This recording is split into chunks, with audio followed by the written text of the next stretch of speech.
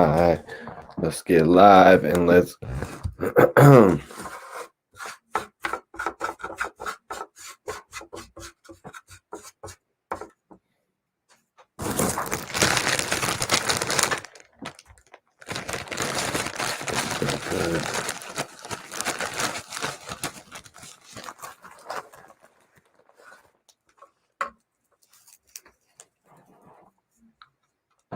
okay, let's get everything going with this live. What's good, everyone? What's popping, y'all? With this live. We're going to be joined shortly. My co-host will be joining me shortly, everyone. Just stay tuned for that. We got a very special topic for everyone tonight. And as you know, my co-host Majestic is actually from St. Louis. So we're going to have an in-depth perspective actually from the Midwest. We're actually going to be able to find out a few more details that a lot of people don't necessarily know. I appreciate everyone for tuning in tonight. Got a late night episode for you guys. That's right. Tonight we are talking about Nelly and the St. Lunatics. Who is going to be the first one to comment in that chat?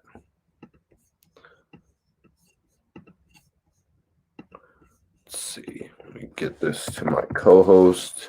My first co-host that's going to be joining me. Yo, what up, TTG? Chop. What's popping with you, man?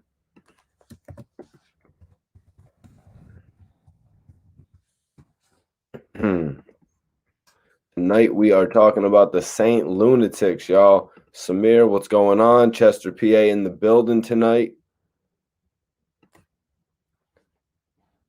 TT Chop, what up, what up? Appreciate you for tapping in. I'm rolling up right now, getting ready to go.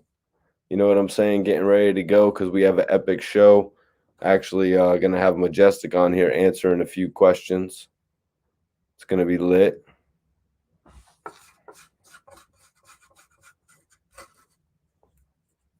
Yo, what up, Joshua? What's popping? You guys share this video. Trey, what's popping with you, man? Appreciate you for tapping in. Trey Vision in the building.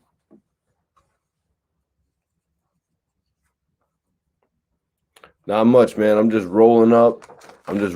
Right now. You know, we're waiting to get this show started. Epic show for you guys today. Apparently the St. Lunatics actually had a reunion show in July of this year. It was a parking lot show, though, you guys. It was a little bit different. Obviously, they had to, you know what I mean? They had to make do with everything that's going on right now. So we're going to talk to Majestic about that. What up, 49 Lakers? I appreciate you tapping in tonight. And apparently this is where everything went wrong. You know, apparently this is where everything went wrong. But we're going to get all the details on it. We are going to get all the details on it tonight, you guys. I actually have got an exclusive article that I'm going to read as well. That was about the reunion. Of the St. Lunatics.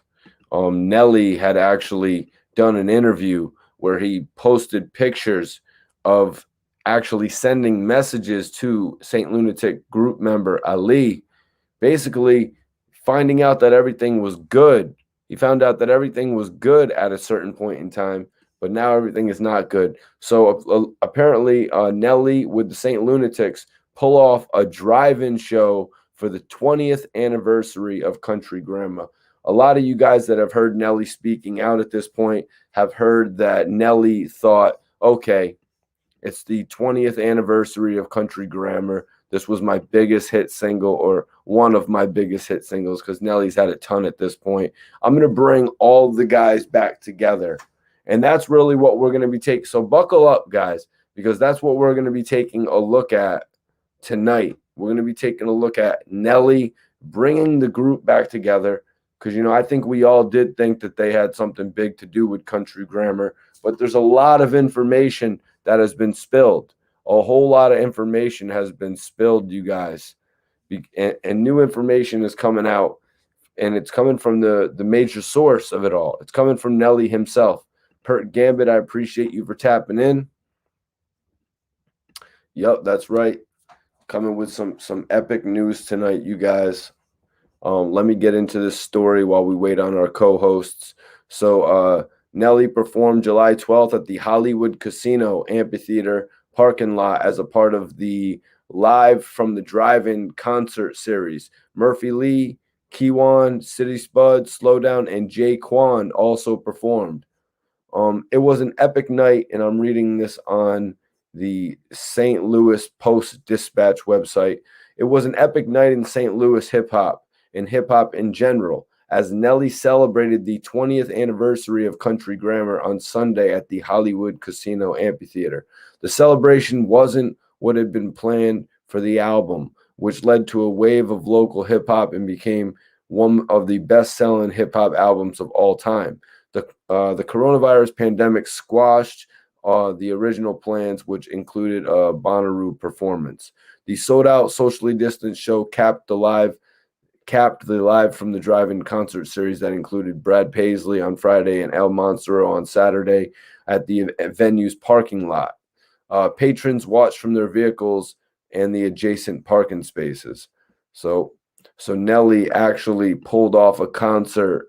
What up, Sizzle 93? Nelly actually pulled off a concert in the pandemic. You know, they actually pulled off a concert for the 20th anniversary of Country Grammar, you guys. You know, while everything else has pretty much been getting canceled, this year. Nelly, one of the probably St. Louis's biggest artists, actually came through and put together a 20th anniversary concert. Major respect to him on that. Just give me 1 second here, you guys. I'm going to get right back into the article. You guys know I need a customary sip of my Red Bull. I hope everybody is rolling up right tonight. Eric Bodwell, my man Eric in here tonight, said, Nelly's the only guy that can turn a bandage into fashion. Good point, man. Nelly's the only person that can turn a bandage into fashion. How about that? Nelly really, he made that look. He made that look come alive. I'm not going to say that I ever went to school with a Band-Aid on my face looking like Nelly, unless I ever really needed a Band-Aid. You know what I mean? No, that's not something that I did. But other kids definitely did. And, oh, man, come on. It's not cool, man. Okay, we're back. We're back going now, you guys. We are back in full effect. Excuse me.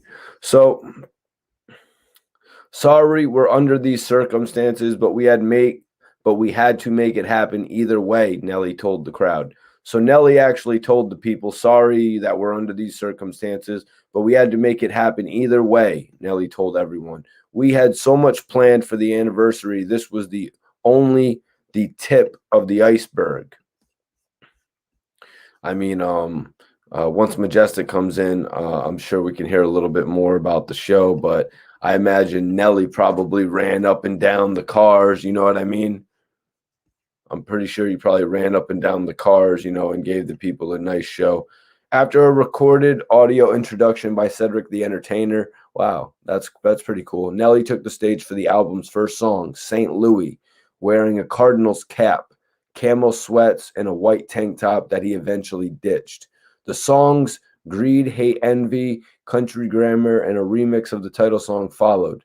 If you like what you're hearing, I want you to honk your effing horn, Nelly said. Nelly instructed, we're not clapping, we're honking tonight. So they were honking their horns. The concert then took a great turn when Murphy Lee, Kiwan, City Spud, and Slowdown, wearing his signature half mask, joined Nelly for the Steal the Show and stayed for the duration of the set. Nelly said he couldn't celebrate the Country Grammar milestone without his fellow St. Lunatics. That's what Nelly actually said in an interview. Nelly said that he was going to put all the differences aside. It'd been 20 years since the Country Grammar project came out. and Nelly really wanted to bring everyone together, and that's why he actually had all the guys, City Spud, Keywan, Murphy Lee. One name that was actually absent from that list was Ali. One name that was actually absent from the list was Ali, you guys. And throughout this interview with Nelly, I learned something, that Ali actually had the leadership role of Saint Lunatics before they actually popped off. So that's something that we're actually going to explore tonight as well, you guys. Anybody in the chat, were you guys aware that Ali was the lead guy in Saint Lunatics at first and Nelly was the secondary?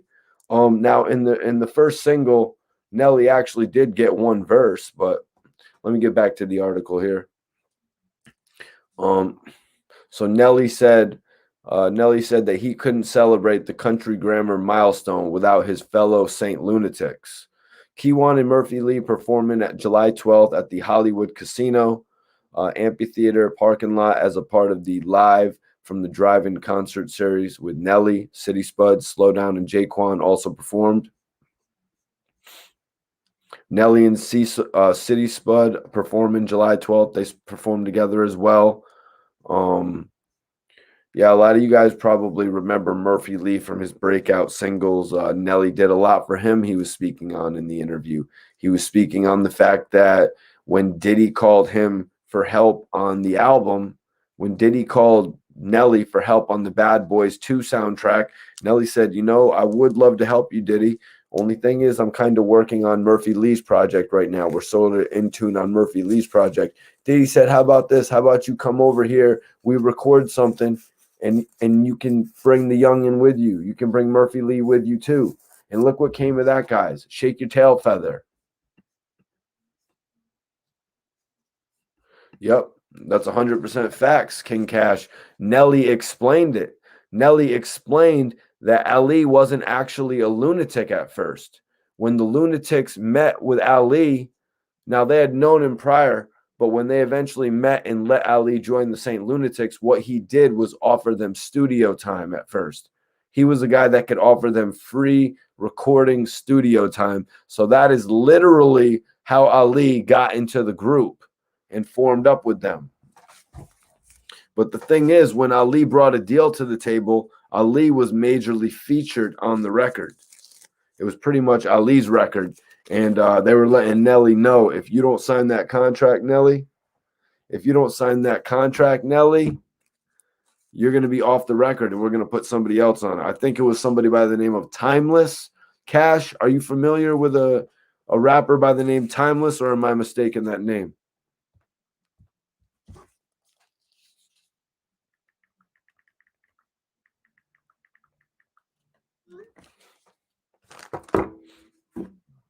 What is popping though tonight?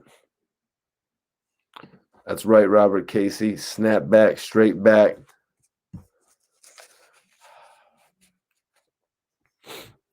I heard that they used to rap different, less party shit and more street shit.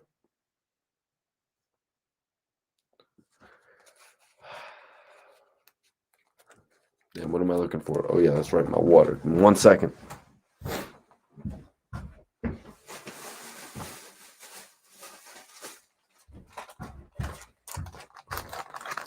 I need my water and my Dutches.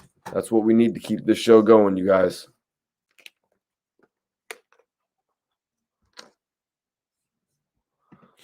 Iceberg, you don't know nothing about the Saint Lunatics?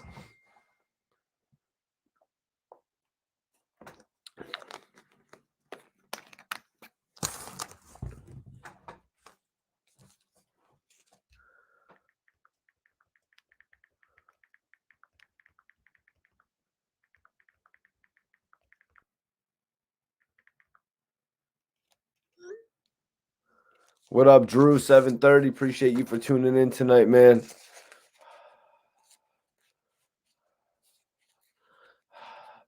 Slugger Don, what's popping, man? Everybody probably knows, mostly you probably know Murphy Lee and Nelly from the Saint Lunatics, right? But Murphy Lee actually wasn't the only Saint Lunatic that got an album. Ali also got an album as well. Ali also got 2 albums, you guys. Now, Ali dropped his own solo album, but then he also went on to drop a secondary album with Big Gip after the success of Grills. So they say in this exclusive interview, Nelly was talking about the fact that Murphy Lee's second album actually came out after Ali's second album, and Nelly was kind of pissed off about that because he was like, "Why would you guys push back Murphy Lee's second album? He was doing so well." The dude with the Jason mask, that's actually a friend of Majestic's. You can ask him about that in just a little bit.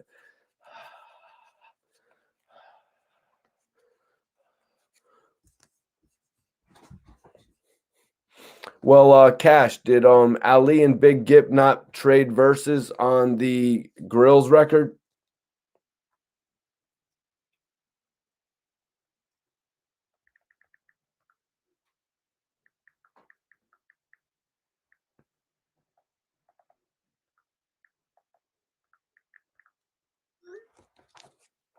Sluggadon, I appreciate that donation, man. That's some real shit. Definitely appreciate you donating to the channel. I'm rolling up, guys. Just give me 1 second so I can roll up.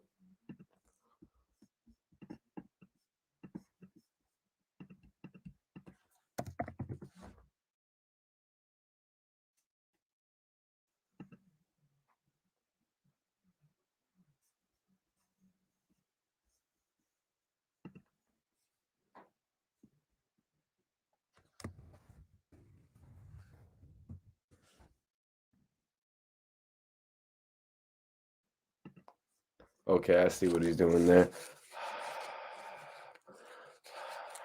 Okay, Sluggadon says Pigeon Wings and Rice out now on all platforms.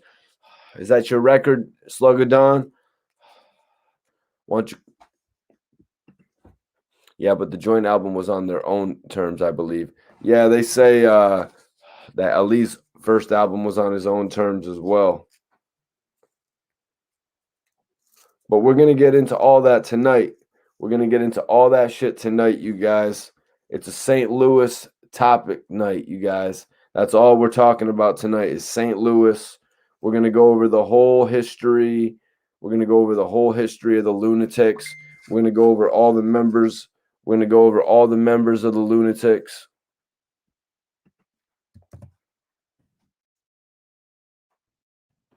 Pretty much what we're doing tonight, you guys. Why are we doing it? Why are we doing it? Because one of our co-hosts, Majestic, is actually from St. Louis.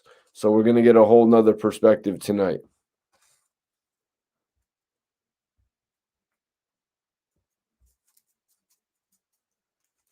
So get your gas rolled up.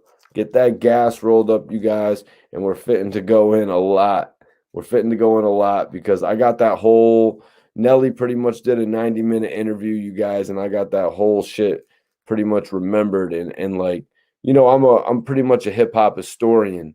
So I already know the lunatic story in my own mind as well.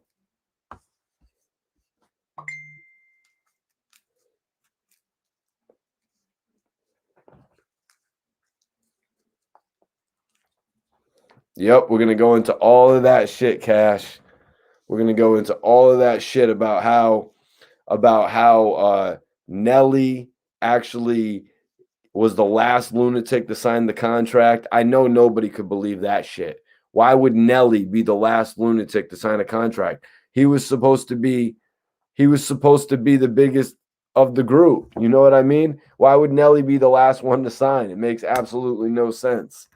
Then Nelly went on to make sure he didn't sign a contract until they all could later on. But we're gonna dive into all of that shit tonight, you guys.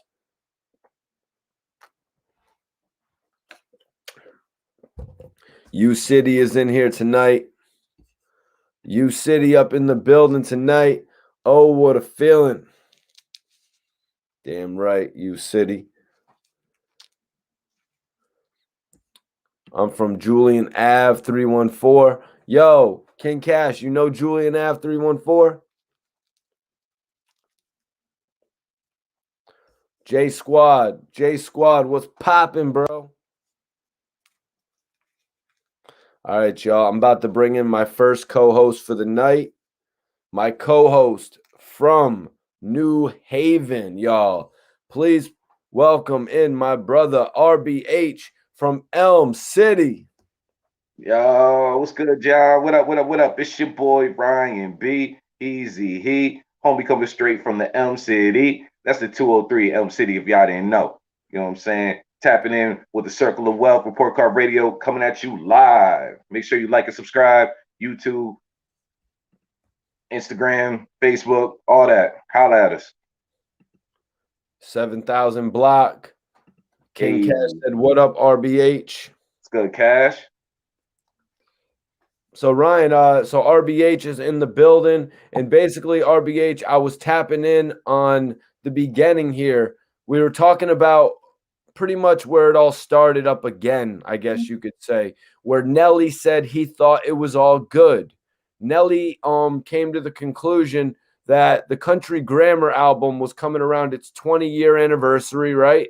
So Nelly said to himself, you know what I want to do? I want to get all of the Lunatics together for the 20-year anniversary. What were your thoughts on that, RBH? That was dope, man. That's like some real grown man shit. You know what I'm saying? Like fuck all the excuse me. Like forget all the BS. You know what I mean? It's all about straight up like unity. Like forget whatever we went through in the past. We got it now. You know what I'm saying? Like let's just rekindle what brought us all together. That was ill, man. Like that's real big of Nelly. I thought that was real big. That made me want to tune in because I would love to see the Saint Lunatics all together again. Beef or no beef. You know what I mean? It was good music at the end of the day. So before we get into this RBH, I just want you to give the people a little bit of perspective because you guys know that Ryan B. Heasy, RBH, he's our musical analyst. So RBH, can you please tell everybody in the chat and give me an understanding what type of group was this coming out of St. Louis? What was different about them than Death Row? What was different about them than Bad Boy and the Locks and Dog Pound and you know what I mean? What was different about this group? Honestly, it was the same. It was different, man. It was a guy singing. It was the guy singing, rapping. Now when I say that today, that's common. Everybody sings and raps, but Nelly was one of the pioneers of that. Nobody was doing that. That's the reason why they kind of struggled before they got to where they was getting with country grammar. You know what I mean? When Nelly was the front man, Nelly was rapping, but he was singing. Like we wasn't used to that. You know what I mean? Like even I didn't know how to. Well, I ain't gonna lie to you. When I first heard "I'm Going Down, Down, Baby," bruh, I was hooked. That video on TRL was everything to me. Like that was a moment in hip hop. You can't take nothing away from Nelly when he came through with that, man. Like, and another thing I want to say is like country grammar. Like even going back and it's been circulating in the media recently, so I had a chance to actually go back and listen to the album. That was the Nelly that was like the dirty gun. Like you're hearing him talk about guns, you hear him talking about shooting people, you hear him talking about dealing. Like that's the only album we really got from Nelly and the Saint Lunatics. Because come to find out, according to the interviews, that everybody helped out putting together the album. But that's one of the only albums that we really got that feel from Nelly, that real street feel from Nelly. After that, it was kind of you Yeah, he know was up to the races. off to the races, man. Off to the Now, races. now, now let's dissect that a little bit because in the big interview that Nelly released, he said that they were under Ali, and we'll get back to that in a second.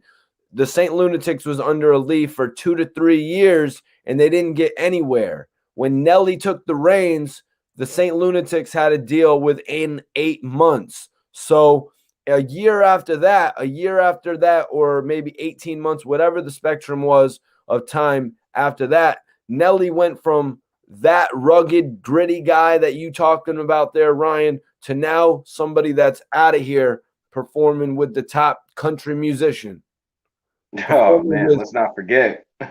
performing Let's with not Kelly forget. Rowland. Yeah, yeah.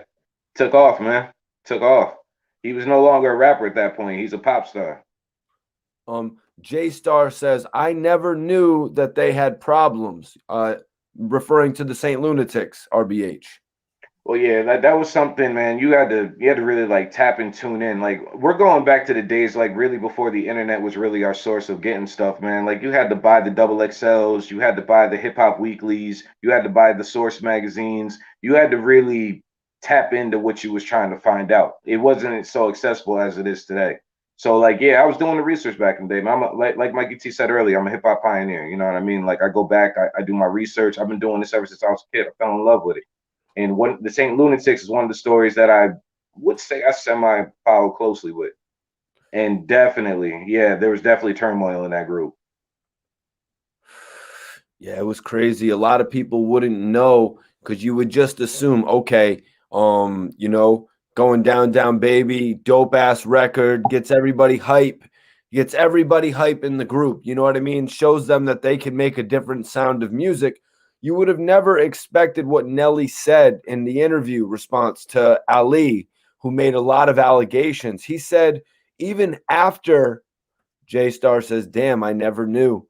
Even after they recorded Down Down Baby, Ryan, the group members didn't believe in it. They didn't want to jump on it.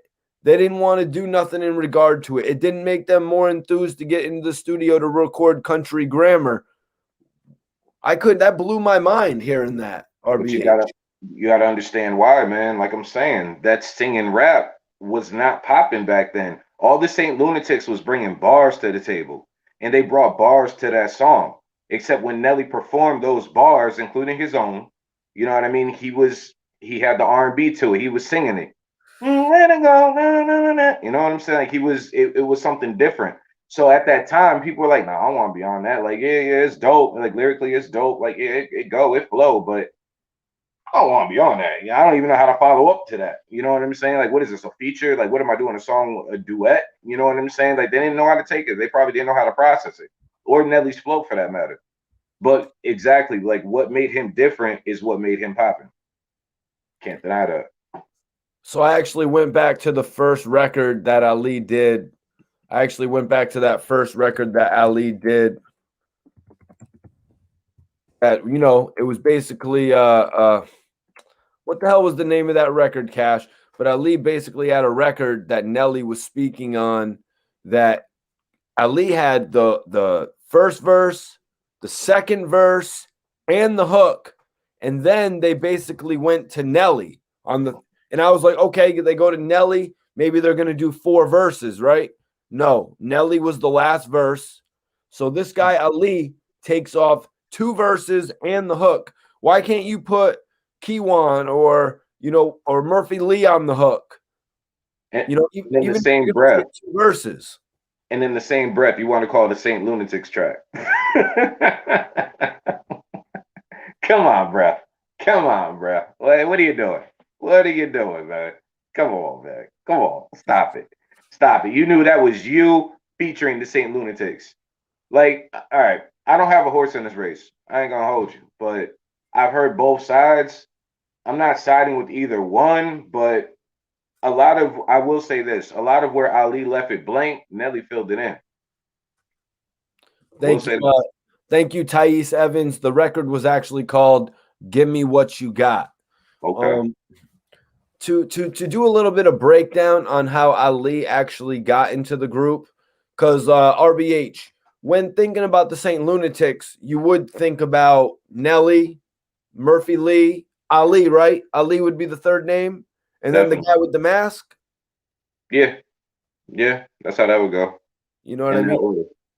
No disrespect to some of the others that are in the group, but that's kind of Well, I'll say City because City was locked up and the name of the first album was Free City. But other than that, no.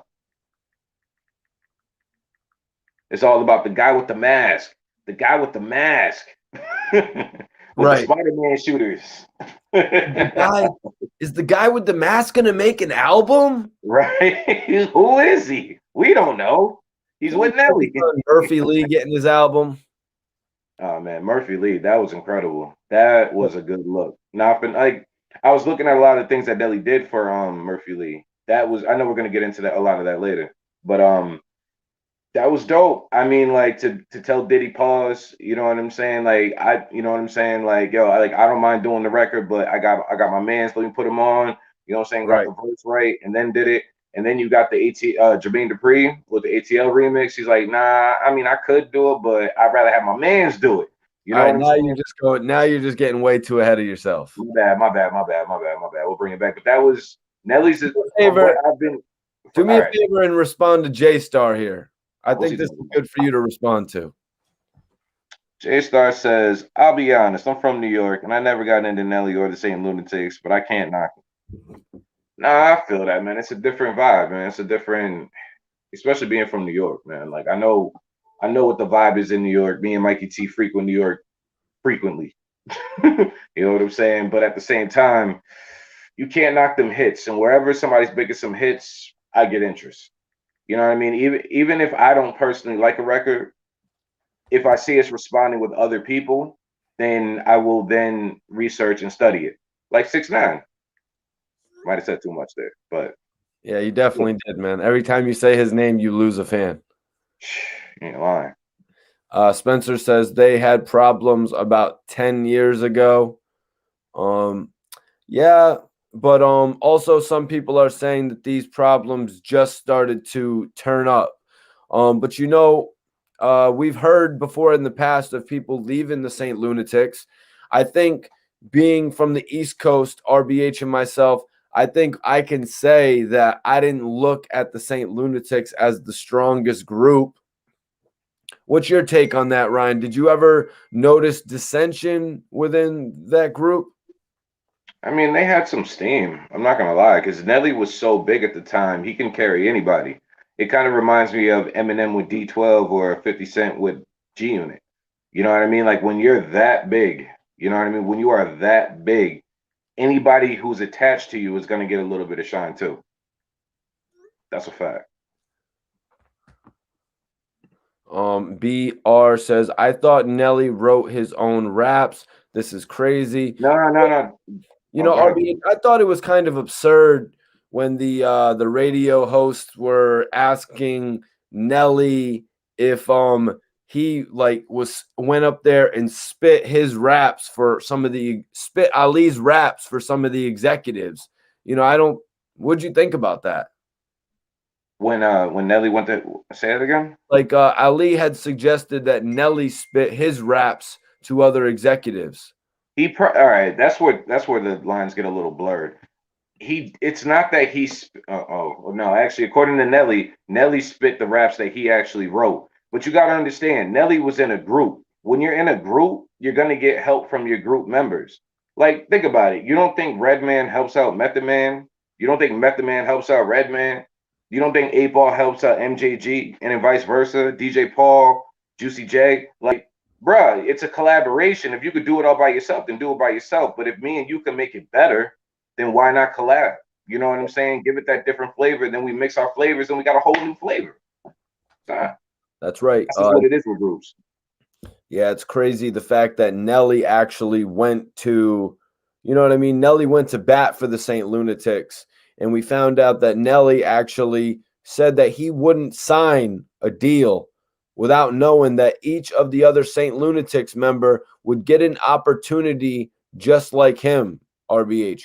Nelly wanted all of the other St. Lunatics members to get a deal and situation the same amount and the same worth that he would, well, generally, from what my understanding, if Nelly sold over 250,000 units, that would open an option for each of the St. Lunatics to actually get a solo album. RBH, should the St. Lunatics have gotten solo albums? What's your take on that?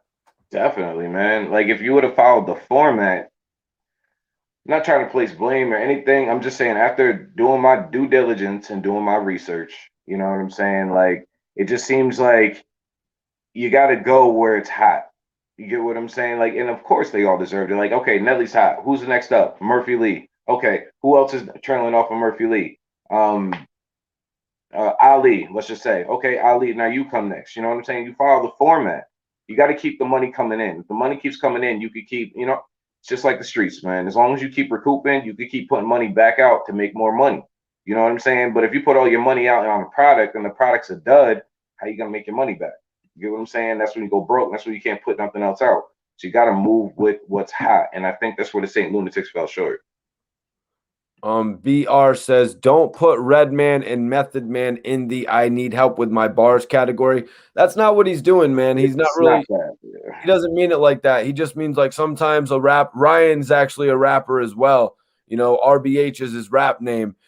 He actually, when you're in the studio with another artist, basically they're going to help you, especially if you're a friend that's that comfortable with somebody. I could see Method Man and Redman like helping each other with their bars and not Yo, really how this bar any sound? way. Oh, yo, that sound dope. But yo, okay, try to say it like this, and I bet you the audience will be like, "Ooh," you know what I'm saying? Bet. All right, I'm gonna try it like that.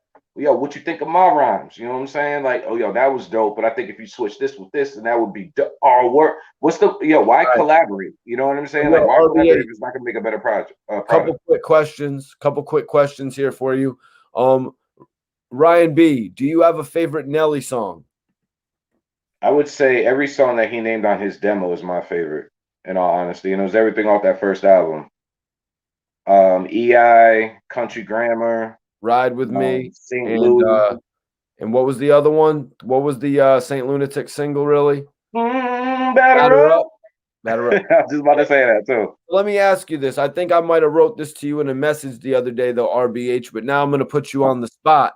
If Oh. Nelly really wanted to help the Saint Lunatics, why not save EI for the Free City album? This is what I'm putting out there right now. Why not save EI for the Free City album and just go off? He could have went off Country Grammar and Ride with Me, and I am number one. But maybe they didn't know that then. Like, okay, from back in the day doing my research on Nelly, right? What happened was they put all the effort behind Nelly. Nelly was doing all the tracks and everything, right? The album came out, you know what I'm saying? But no, it didn't do nothing. Nobody even knew about it. Then they shot a video for it, you know what I'm saying? And then nobody knew nothing about it until they gave it to Carson Daly on Total Request Live on TRL. Once it reached there, the album had already been out for about 6 or 7 months. You get what I'm saying? And then it took off. You know what I'm saying? Then it took off. So what I'm saying is we don't know how many videos, we don't know when those videos were shot. You know what I'm saying? We know when the album was put together. So when they put the album together, they probably didn't know if they were going to get another shot. So they put their best cards on the table. And EI was definitely one of their best cards. It's still, that's one of my top 5 songs from me. All right. But RBH, Nelly said when he did the deal with Universal, unlike the first deal that the St. Lunatics did, the first record deal that the St. Lunatics did after meeting Ali, first of all, the way that Ali got into the group, let's break that down. Nelly basically explained that Ali had a studio that he made able for them to use at any time. Guys, before we go any further, I'm going to have to bring in our residential host, who is actually from St. Louis himself. So, everybody in the chat, I'm expecting you to grill this man tonight. Let's bring in our co-host, Majestic. Yeah. What's up, homies? All right. Everybody doing? What's up, man? RBH, Mike T. What's up, man? We got 81 people in here, bro. I'm going to need a circle of wealth to get this thing started. The circle of wealth. Bombay. Let's get it going, man. It's officially official. Majestic is in the building right now. So I just want to welcome him to the show. Circle of Wealth podcast is in full effect right now. Majestic, RBH and myself, we've been talking about the whole situation with the St. Lunatics. And, just to get to where it all started, it seemed to be that Nelly thought he was going to make the group put away their past differences with the Country Grammar 20-year anniversary concert that was apparently at the Hollywood Amphitheater. Right. If he think that he gonna put that in the past, they got a lot going on, man. They got a lot going on right now.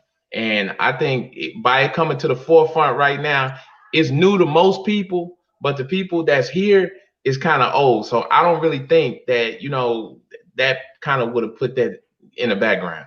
I don't think that would have did it. So at the end of the day, they gotta get past this first. Now it's at the forefront. Now everybody telling their side of the story and stuff like that. So I don't think that's really gonna happen. I don't think it's gonna happen. And to my understanding, it doesn't seem like Ali even showed up to the event. No.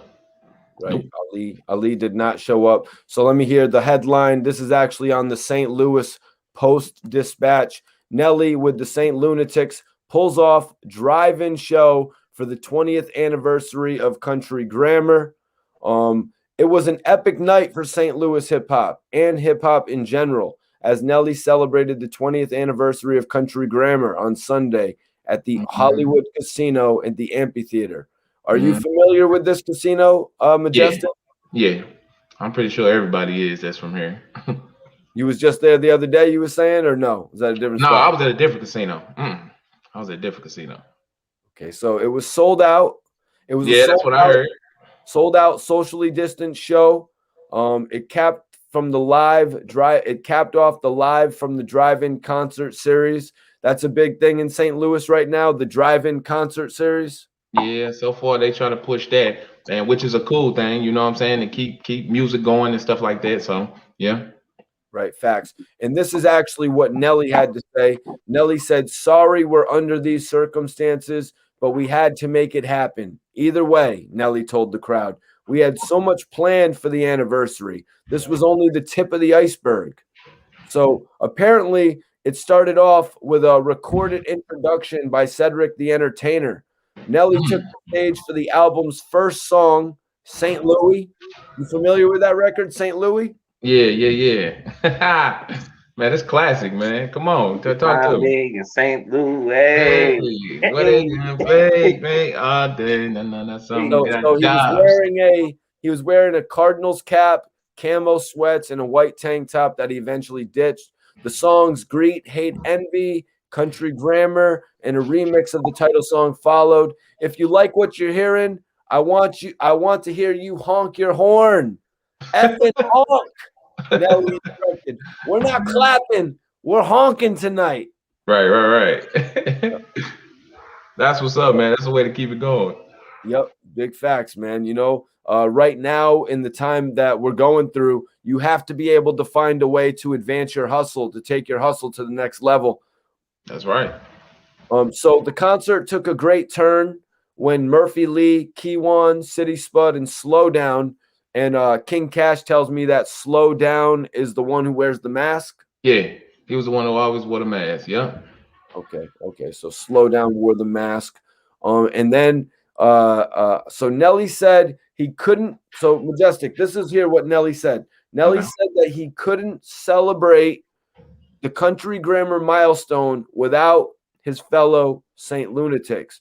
But you say that you don't think just bringing them out for the 20-year anniversary was going to be enough with all the rumors going around in St. Louis. Nah, you can do that all you want, but at the end of the day, the problem is still going to be there. At the end of the day, you got people whenever you go online and say things that possibly can hurt not only your fellow brother, you know what I'm saying? That stuff can hurt your team, everything. You gotta watch what you say, because I can't just come on here and say something about y'all and then think, here we go finna do a show and everything all good.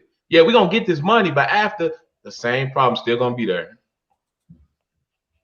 So one of the questions in the chat, they were asking about problems brewing with the St. Lunatics as far as 10 years ago.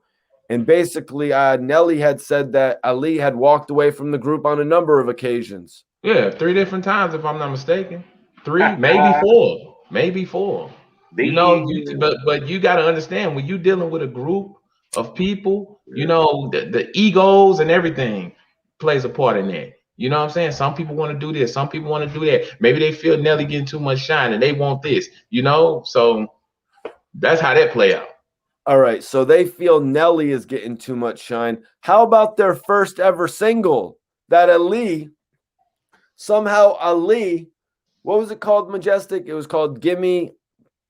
Yeah. Because I like to move. I know exactly what you're talking about. Why? Yeah. First of all, First of all, why was Elise featured so heavily on that song? Why? Yeah. Well, Ali was kind of like the big brother to everybody, back then. Ali really, he made moves. Like, believe it or not, Ali really made moves. He played management. Ali did a lot of stuff. He played a big part in people's lives, so I can't take that away from him. Well, obviously so. You're right, Majestic. Yeah. Because obviously so. He's the one who put him in position to sign contracts, I guess. So let's take it all the way back.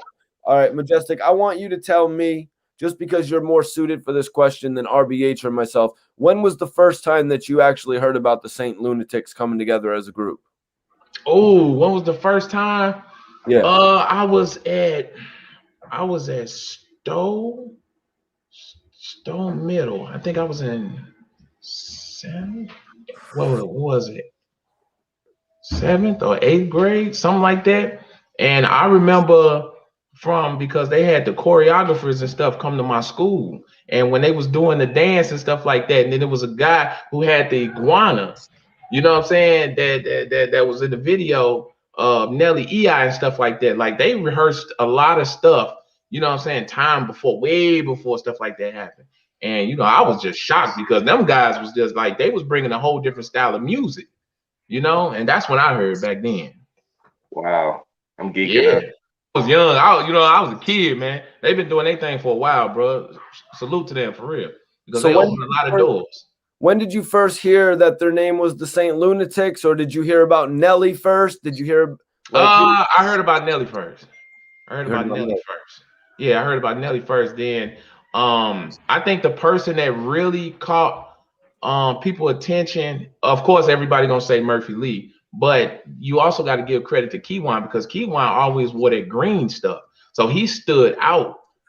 Whenever you seen him, you like, who is this guy wearing this lime green and stuff like that? But yeah, that's when I really kind of paid attention to it. Like, I seen Nelly, of course, Murph, but Keywan, he stood out because he always had that green on. Right. So Nelly explained that he actually went to school with these guys. So where are you in comparison, just for everyone watching, Majestic's from St. Louis. Right, Where are you in comparison to grade school-wise to Nelly and Keywan, all the guys that were in school together? Ooh, what, Nelly about 40-something now? Okay, so yeah, that's right. I think we determined about 10 years older than you. Yeah, and I'm 34. Yeah, I'm 34. Yeah. Okay, yep. Nelly's like a good 12 years older than you. So, so basically, the story is that when Nelly had formed this group, the St. Lunatics, with these guys, they had been approached by Ali, who was like, "Listen, guys, I have the studio for you all to record in." This is how Nelly remembered it. I have the studio for you to recording. And what, at that point, they made him the fifth member or sixth member of the group, Majestic? Yeah, it was more so like, I mean, I think personally, me and a lot of other people looked at it like he played a management position, you know what I'm saying? Because he was the voice, he was the voice. Okay. So but of course, if you look at it in the full version, of course, everybody say, hey, these are the Lunatics, Yeah, but he was David Ruffin. Yes, he was. You got to give him his credit. Like, he was that guy that all the underground artists that was trying to get on, they came to him. And let me clear something up, because like I say, when we speak about any type of artist or anything like that, we let everybody know on this show that we're not here to down nobody, talk about nobody, anything like that. Ali actually did try to do a lot for artists. He really did. He tried. Now, if they got denied, that had nothing to do with him. He tried. But it's other stuff, that I'm not speaking about, you know what I'm saying? And you'll let that come out later on, that happened that y'all will hear about. But yeah, it's a lot of stuff that happened. The thing I want to say about Ali is that Ali was dope. Yeah. You know what I'm saying? Ali, like that batter up, that first verse, I'm third degree. Ali wasn't nothing to sleep on. I'm not saying he was a bad rapper. It's just Nelly. It's just like Proof. Proof was an amazing rapper, but standing next to Eminem, what I mean? Standing next to a boy that got something different. You know what I mean? Okay. So you say that Ali is there, and you look at him in a manager role, but then overall people look at him like he's a lunatic. So how did it look to everybody when he showed up all over the first single? He's all 2 verses and the hook, and then Yeah. Nelly's on the second verse. Yeah, of course. He St. looked Louis. like a rapper. He looked like a rapper. He looked like he was actually a lunatic. You know, that's the only way you can look at it. Like when you're hearing it from or seeing it from that perspective, like, you know, y'all out there in New York and stuff like that, or on the East Coast, and, you know, we out here. So, of course, y'all going to be like, yo, that's the Lunatics. You know what I'm saying? Of course. That's how you going to look at it. Well, Nelly went on to say that the Lunatics were under Ali's lead for 2 See? to 3 years. Yeah, see what I'm saying? He was a leader. He knew what he wanted. He knew what he wanted to do. He knew the vision. He seen it. But the thing is that you got to understand back then, back in that era, these companies, you know what I'm saying, these music companies, they was looking for that look, that sound, that perfect person. You know what I'm saying? And Nelly had it. He had it. So Especially with the Band-Aid. Yeah, you know what I'm saying? I did not wear a Band-Aid on my face to school, but Majestic, did you? Nah, I mean, you know, of course that was a trend. A lot of people did, but to me, you wear that, it looked like you got beat up. You know what I'm saying? Yo, anybody in the chat, if you wore a Band-Aid on your face one time, put a thumbs up in the chat. But so Majestic, RBH. Another key point of this story is Majestic is explaining Ali was a dude who went out there and got it. You know, somebody who tried to provide for these guys. You know, a lot of Ryan RBH knows this, being a leader of his own group, Shut Your Mouth Music. A lot of times when you have other people looking, they look to you to make all the right moves. You know what I mean? They're always looking to you to lead. And that's why Ali was probably trying to get these situations for the Lunatics, which is why at one point, Majestic, we're going to get into this point. At one point, Ali called Nelly and said, "Hey, where are you at? Everyone has signed the contract for this record to be released. Everyone has signed it besides you. You're about to be cut off of the song." Nelly said, "What? Everyone signed the contract. What's going on?" I thought it was a group. Here. Yeah, that's deep right there. That's deep How right y'all there. signed it without me if we supposed to be a group? Like, I felt that. Like, what? Why? Who told you to sign it? Ali. What? Like, damn. Exactly. But see what I'm saying? That's the thing about being in groups. That's the thing about being in groups. You got different people that got a whole different observation of what they want to do, or how they trying to move, or how they think this group should, you know what I'm saying, where we should go. And hey, Nelly looking like what the hell going on? You know, Ali being who he is, he's like, yo, we gonna go ahead and do this and we gonna make it happen. Either you in or you out. Right. He was feeling himself. You know what I'm saying? He was feeling himself. Cameron Williams has a good point. He says, "Give Me What You Got" came out many years before Nelly's single. And that's 100% right. And we got to look at this from both aspects. Even though we know when they signed that contract, they actually did one of the worst things in giving away all of their publishing. But we got to look at a realistic aspect of this, Majestic. They didn't have any other contract on the table. You know what I'm saying? There wasn't a possibility. Who knew if they were actually going to sign? Right. When you say still that, gotta read, though. RBH. That's what I'm saying. Like, you still gotta read, though. You still gotta read them contracts, man. Like, Nelly was saying, like, yo, I'm Ice Cube. I was Ice Cube in the situation. And I want to clarify, what he meant by that was not that I'm the Ice Cube of the group, not that I'm the standout act, but I'm Ice Cube as in I want to read my contracts. I want to know what's going on. You know what I'm saying? Like, I gotta, like, what do you mean everybody done signed without, wait, what? Like, we supposed to read this together. We supposed to do this together. You know what I'm saying? And Ali got in their heads and they all went and just, you know, followed his suit. Nobody read the contract. Nobody knew what they were signing for. Nelly was a smart man. Well, I mean, I can picture us in that situation as well. If one of us got a contract and we were like, yo, guys, we got to sign this contract. Who gives a damn? It comes with all types of promotion for our new single. It's going to be on MTV, BET. You know what I'm saying? It's guaranteed, whatever. You know what I mean? We would be hyped to sign the contract, just like all of those guys were. But, yo, so getting into that video, though, Majestic, what was up with the way that Nelly and all them were dancing in the video? that was the thing back then, man. St. Louis was known as a dancing city, man. Like we had so many dances that was off the chain back then, man. You know, I'm talking about you got What's going on, man? pop lock and drop it, you That was know. another crazy one.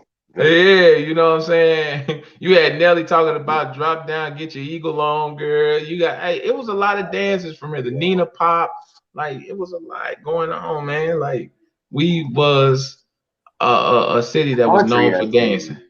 We was known for dancing. Man, that's what's up, man. That's what's No, up. that's dope. So, R.P. Huey. Yeah, yeah, yeah. so the next part of the story goes, Wait, Majestic. Huey died? Yeah. Damn, Yeah.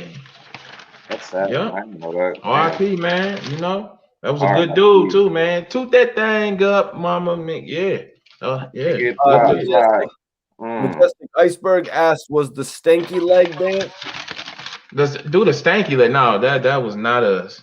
That was not us. He said, "No, that was Atlanta." Yeah, that was not us, brother. So, Ryan, New York got the Harlem Shake. Hey, when I first seen Hey, there that, you I go. thought, bruh, that's a crazy dance. All right. That's a crazy So dance. And Chicago had Olympian trip. the Cupid Shuffle, and they had that R. Kelly joint. You know what I'm Yeah. saying? The Step in the Name of Love. Yeah. Yeah. So, Majestic, after Give Me What You Got dropped, what? Nothing really kept happening for the Lunatics? What? People Oh no! When give me what you no. Them school days for my era and stuff like that. When give me what you got dropped, you know that was on the radio, and these guys was doing every type of show that you can think of. They ran St. Louis, bro. They ran St. Louis. Hey. Majestic had a basketball, the Harlem Shake. Hey, Hey. Cash, you crazy man? What's up, homie? Hey. Hey, I was a mean guy in All right. basketball, but yeah, back to the story. So, Majestic, you're saying that Give Me What You Got was actually pretty lit. Yeah, and it man, if you was around back then, of course, like they kept the city going, man. They kept it going, man. They brought that energy. They brought that energy. That's what's up. So Nelly contends that the group was under Ali, as I was saying, for 2 to 3 years with literally nothing happening. But then Nelly took control of the group, and within 8 months, they had opportunities on the table.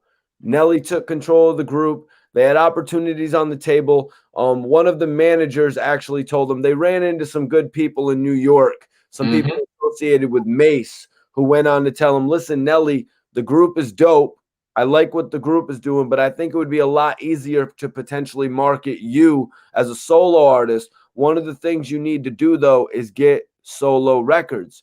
For some reason, Nelly, right out the gate, has shimmy. He has it's going down, down. What's it called? What's the official? Country Grammar. Country Grammar. He has the official record, Country Grammar, title track to the album. You know what I mean? He comes up with this big single, right? So you would think, right? You would think that Nelly, being the last one to sign the contract prior to this, that Nelly might be a little bit too quick to sign on his boys, right? A little bit quick to say, yo, guys, y'all signed that contract without me, and now I got Country Grammar ideas in my head, and I'm about to go. But what did Nelly do? Nelly made sure he didn't sign the contract until they were all able to sign a contract. And that's how it should be. You know, it was more of a us when it was with him. It's more of a us, and as it should be. But you got to understand in music, it's not always going to be a us. It's not going to always be like that. Like sometimes people come to a mutual agreement and be like, hey, yo, you are marketable. You step up first. We're going to play our position. We come in. You know what I'm saying? That's teamwork right there. So it's not always going to be a us. You know, people in music, they lose opportunities because sometimes they think us, when that one person can get their foot in the door and bring everybody else along. Right. Nelly was definitely down for that. You know what I mean? Nelly Yeah, but there's been times when that's worked, like with Wu-Tang. You know, RZA had that deal. You know what I'm saying? He flopped, but then when he got a second chance, he put his boys on, and then there you it was go. legendary. Yeah, he knew what they brought to the table, man. Kenny Price, this is going a little bit too far ahead, but Kenny Price says, no, it's not. Nelly should have just focused on himself. In my opinion, you guys, Nelly did just focus on himself. That's just my opinion. I don't feel like Nelly gave much focus to the rest of the group. We're digging a little far. We'll get into it more later. But so right now at this point, Nelly is doing a deal for his album, right? Mm-hmm. He's doing a deal with Universal, right, Ryan? Correct. It eventually becomes Universal. Excuse me. It eventually becomes Universal / Dirty ENT. But this is what Nelly does. Nelly gets it stipulated in his contract. And we were talking about this a few days ago on the channel with Chief Keef's album. Chief Keef's album, Finally Rich, there was a stipulation in the contract with Interscope that if he didn't sell 250,000 copies, they had an option to delete his contract because it was a $6 million deal, right? Based on 3 albums. So Universal gave Nelly an option. If Nelly sold 250,000 copies, there would be options for each members of the St. Lunatics to get a solo album with an advance of $350,000. Damn, that sounds like what M got with Interscope. Not quite what 50 got for G Unit. G Unit's advances was 750,000, but that's a pretty good advance for a guy like a Murphy Lee or a guy like a Keywan or a guy like, you know what I mean? Ali. Mind you, we knew about 50 before Interscope. We didn't know about Nelly before Universal. Right. The only people who did was us. You know what I'm saying? So yeah, I get what you're saying.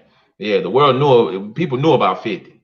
So yeah, you're right. On his own. There. On his own. That's what Master P said. Yep. So one thing that struck me crazy is that when Nelly actually went to record Country Grammar, a lot of the guys weren't more interested in actually being on that record. They weren't more interested once they heard that record. Nelly said that a lot of them still didn't show up to the studio.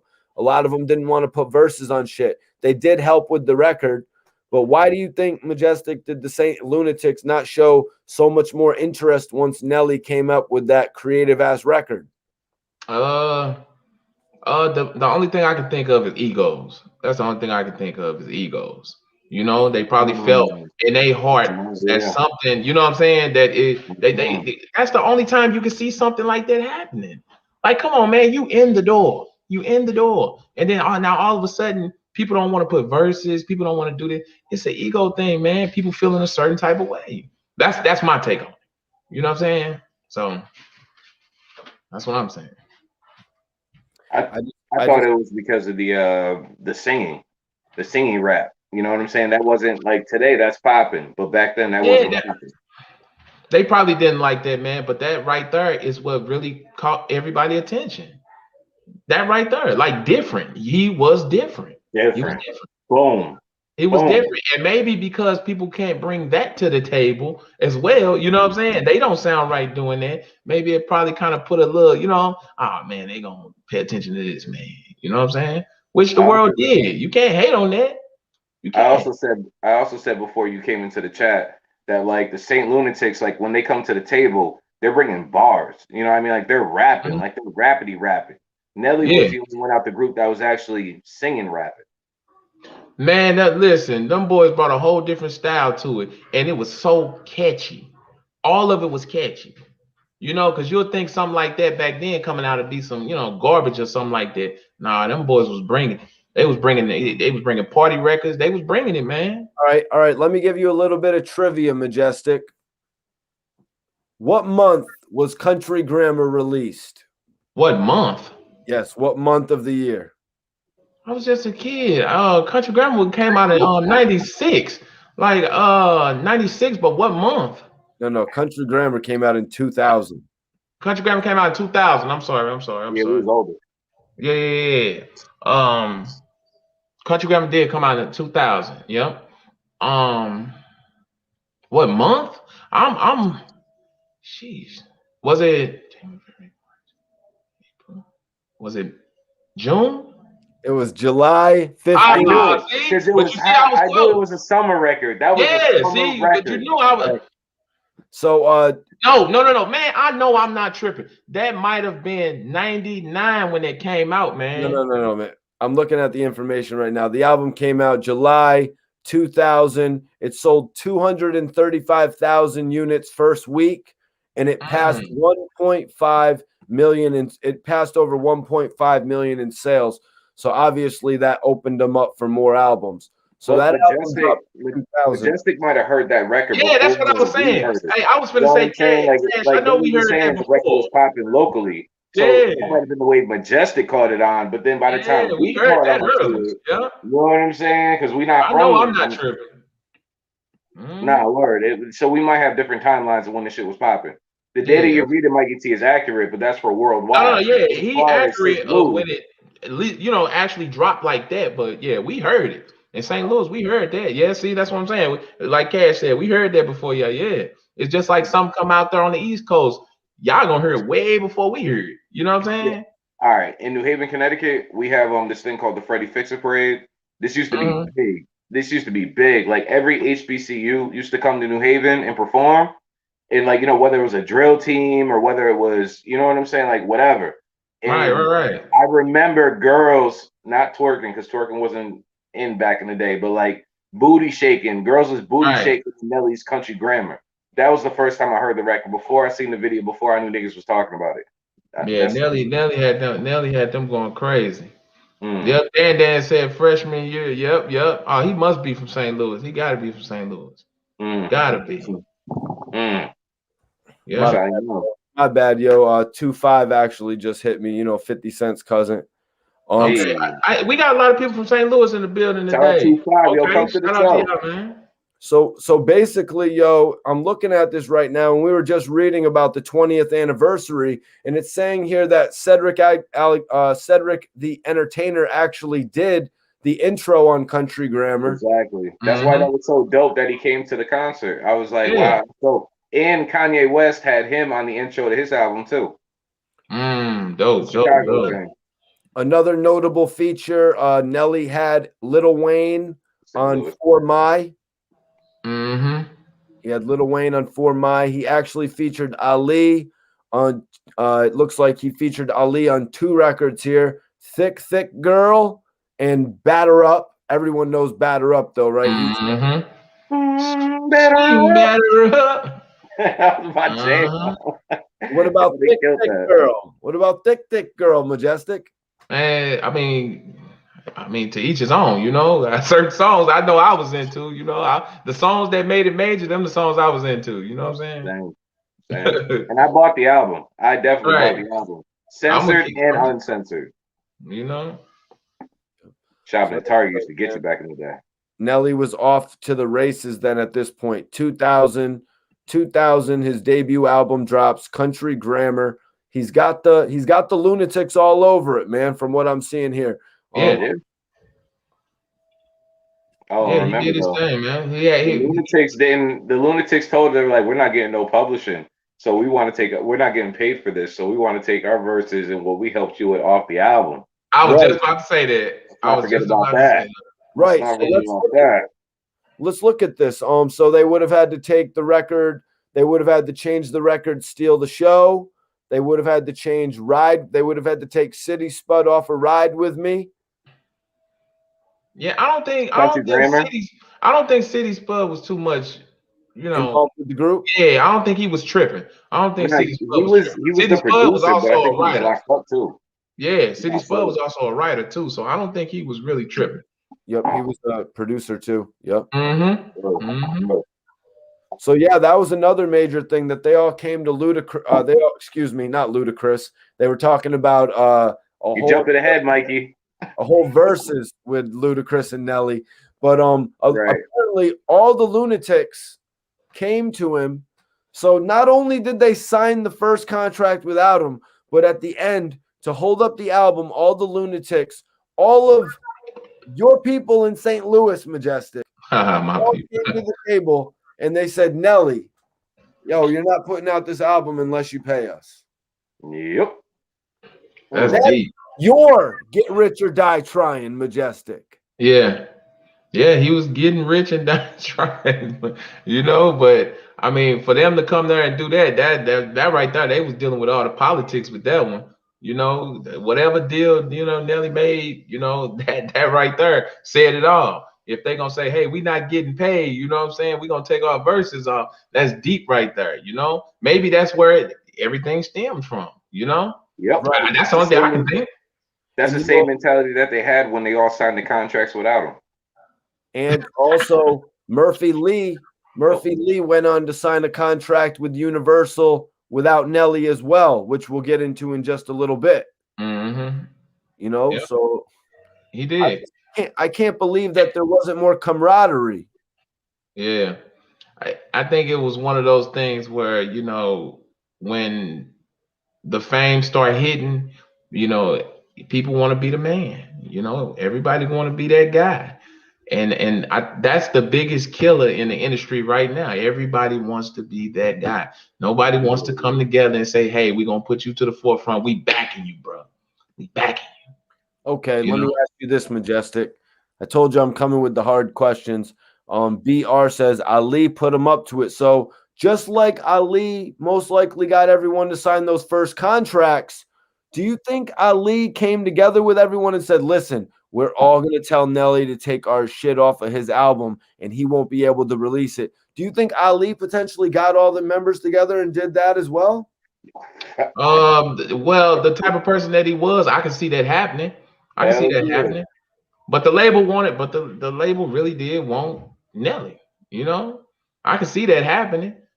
So at the end of the day, it's like either play your position, or I don't really know what the agreement was between, you know what I'm saying, the I contract. do. I do. Hey, It was damn, get down talk and to lay me, down. Ryan. Talk to me. It was get down and lay down. He was Okay. straight up Beanie Siegel with it. He's like, yo, y'all gonna get down with this contract, or y'all gonna lay it down. I'm gonna blow it out, y'all. What y'all wanna do? Oh, I'm a sign. I'm a sign.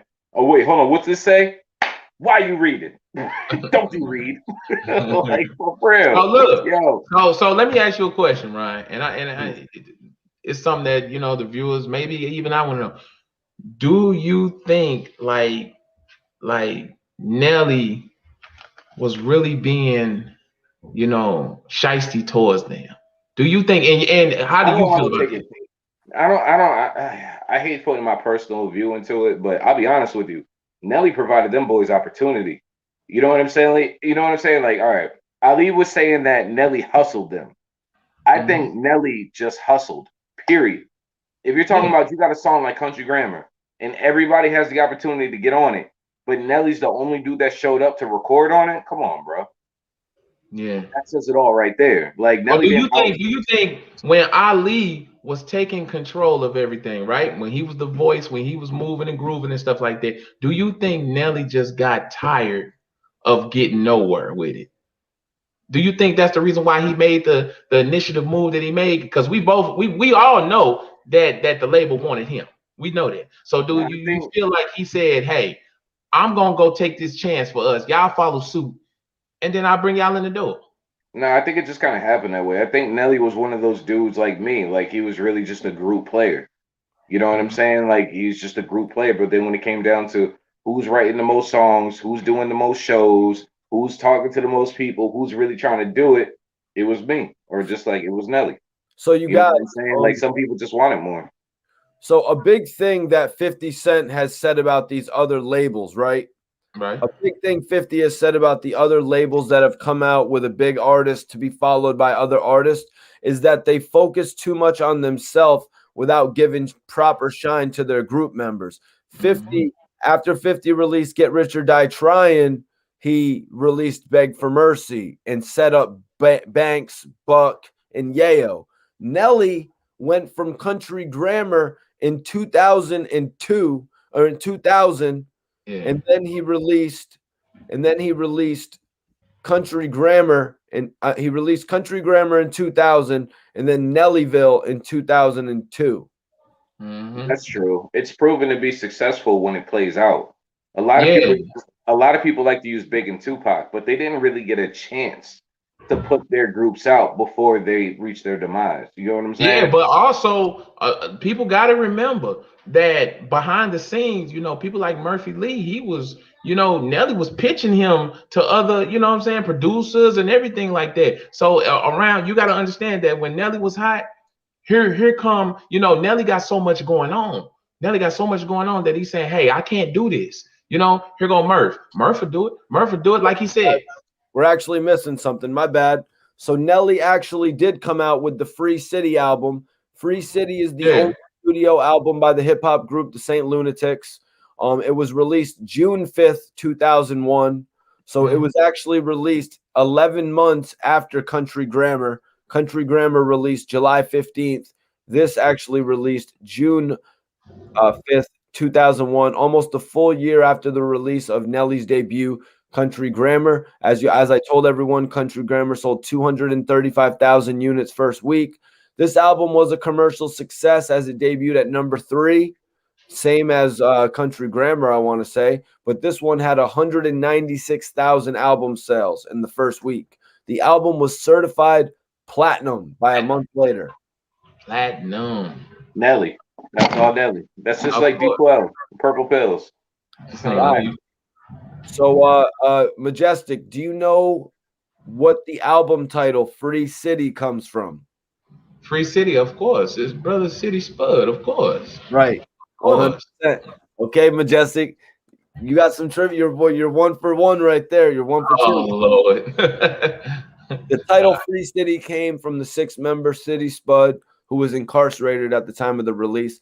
Now, this is something I said to Ryan and RBH, and now I'm going to say it to you, Majestic. If Nelly obviously had a plan for the St. Lunatics, right? Correct. Why not save EI for this album? Why not save EI for this album? And RBH, you can answer as well. Did they really need EI for this album? They sold 196,000 copies first week. Majestic?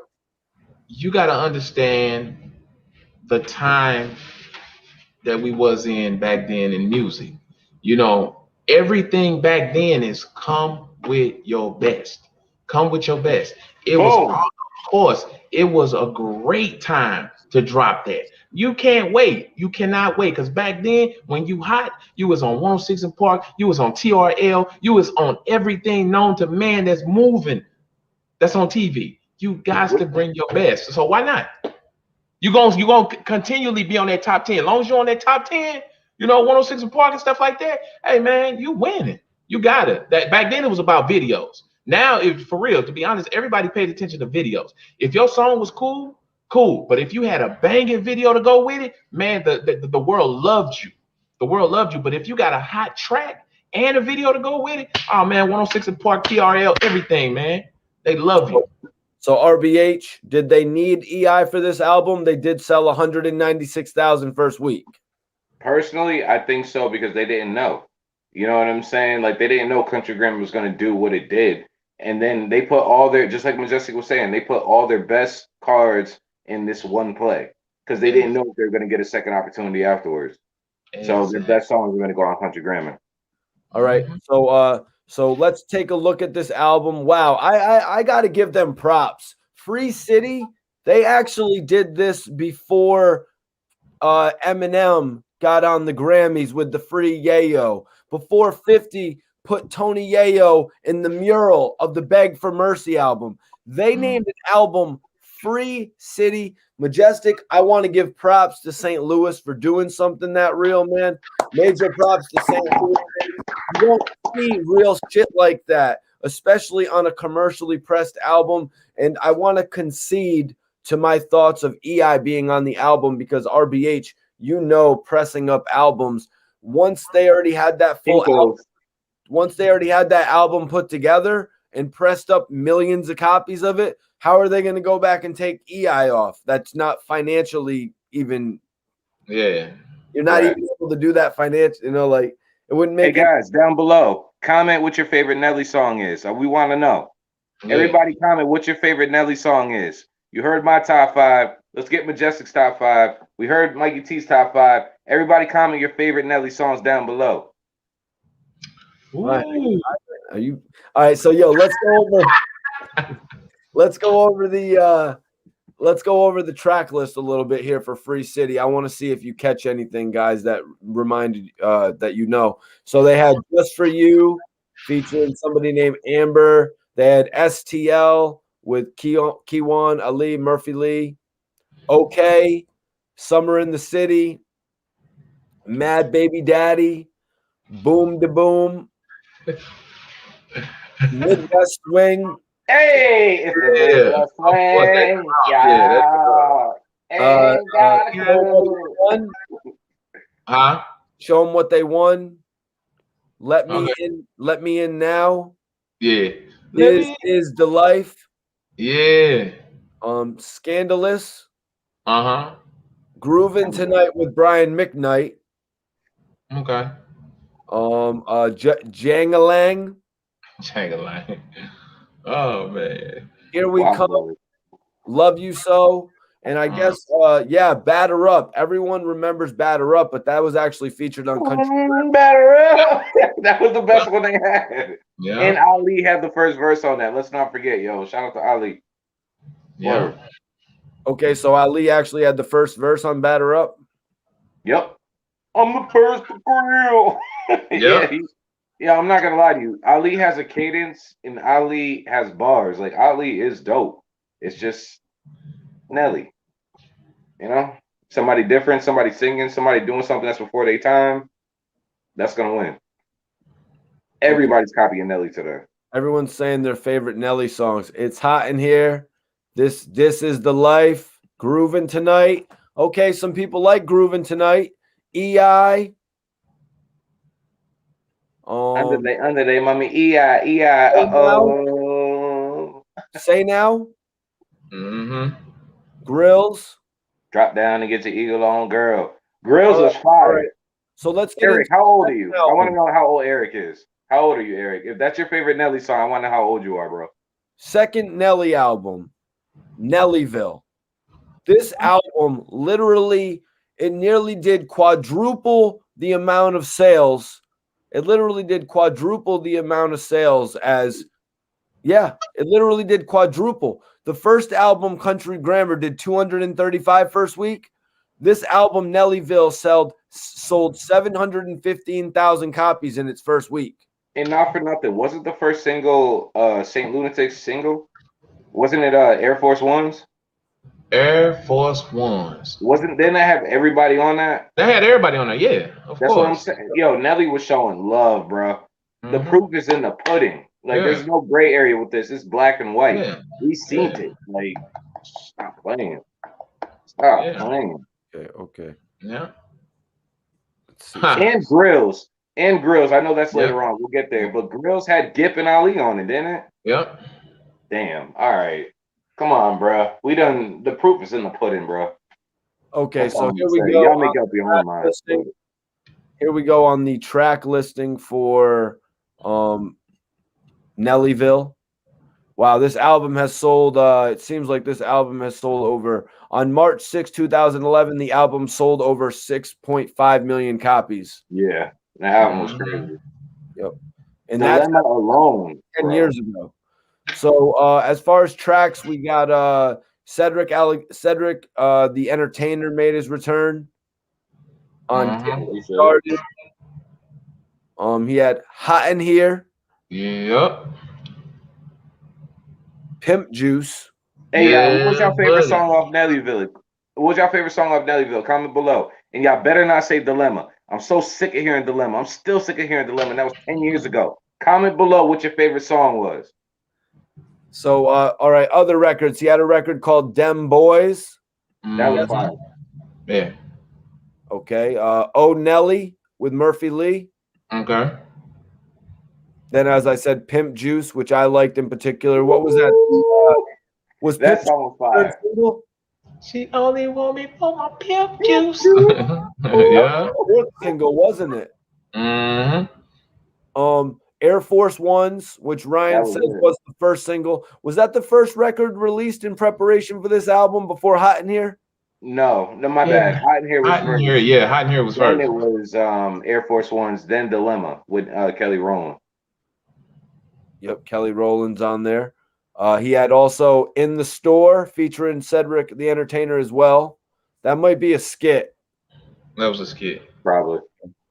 On the Grind featuring King Jacob. Are you familiar with King Jacob, Majestic? Yeah, we familiar with him. Who's King Yo, Jacob? King Jacob was an artist. Like I mean, he wasn't. King Jacob. To be honest, back then, King Jacob actually was a big deal. From St. Louis? To be honest, I didn't pay attention to him too much like that. So that you might have to ask somebody else.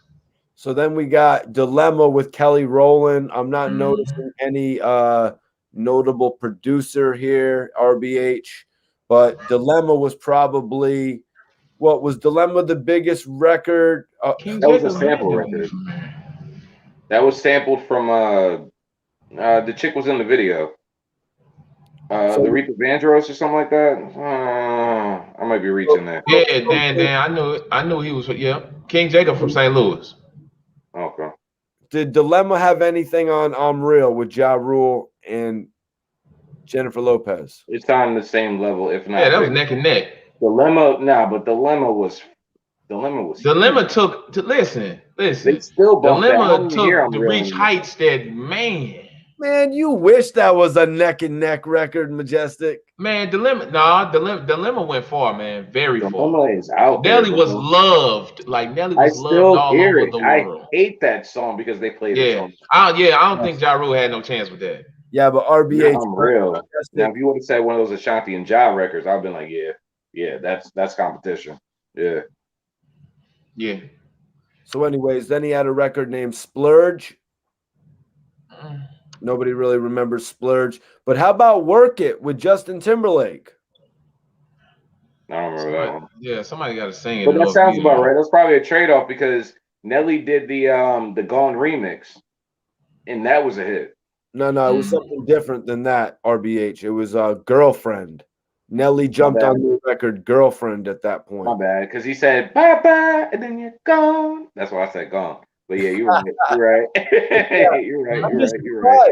I'm just surprised. Maybe it was too early to really put Justin Timberlake in the forefront like that. Maybe it was a little sorry. Okay. Rock the Mic remix. Come on, man. Hey, listen.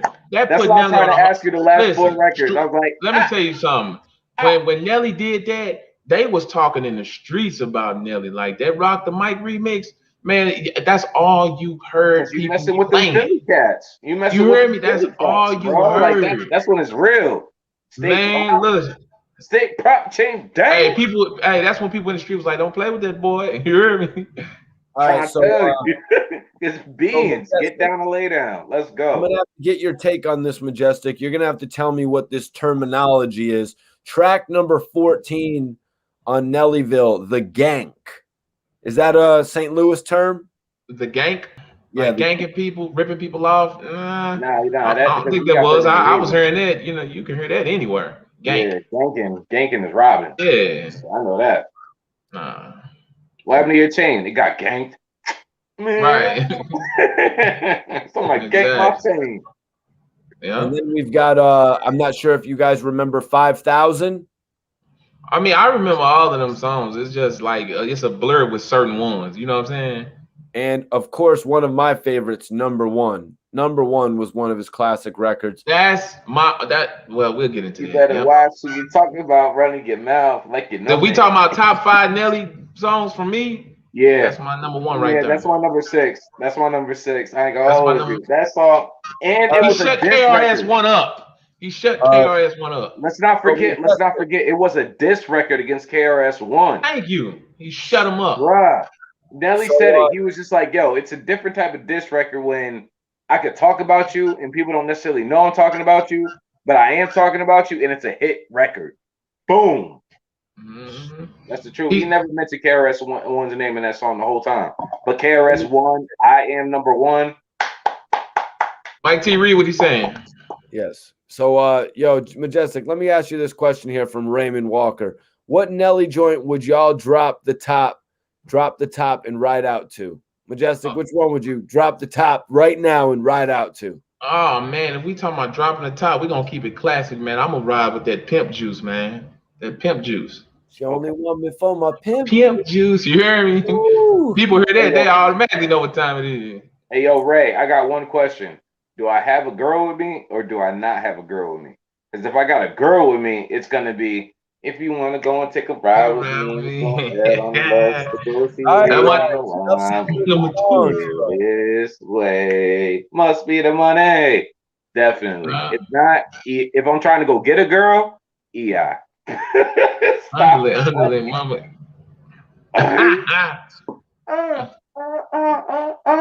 Yo, Sometimes you just gotta. Ah, that's my guy, though, man. You know, you got to give it to RBH. You feel me? Yep. Dan respects Ride With Me for sure. For sure. Let's see.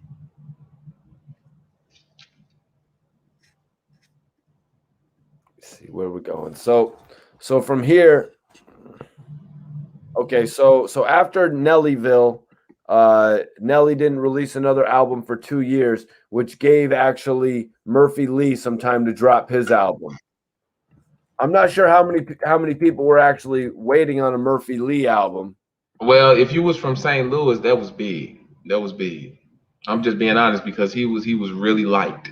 You know, he was the second favorite. He was the second favorite.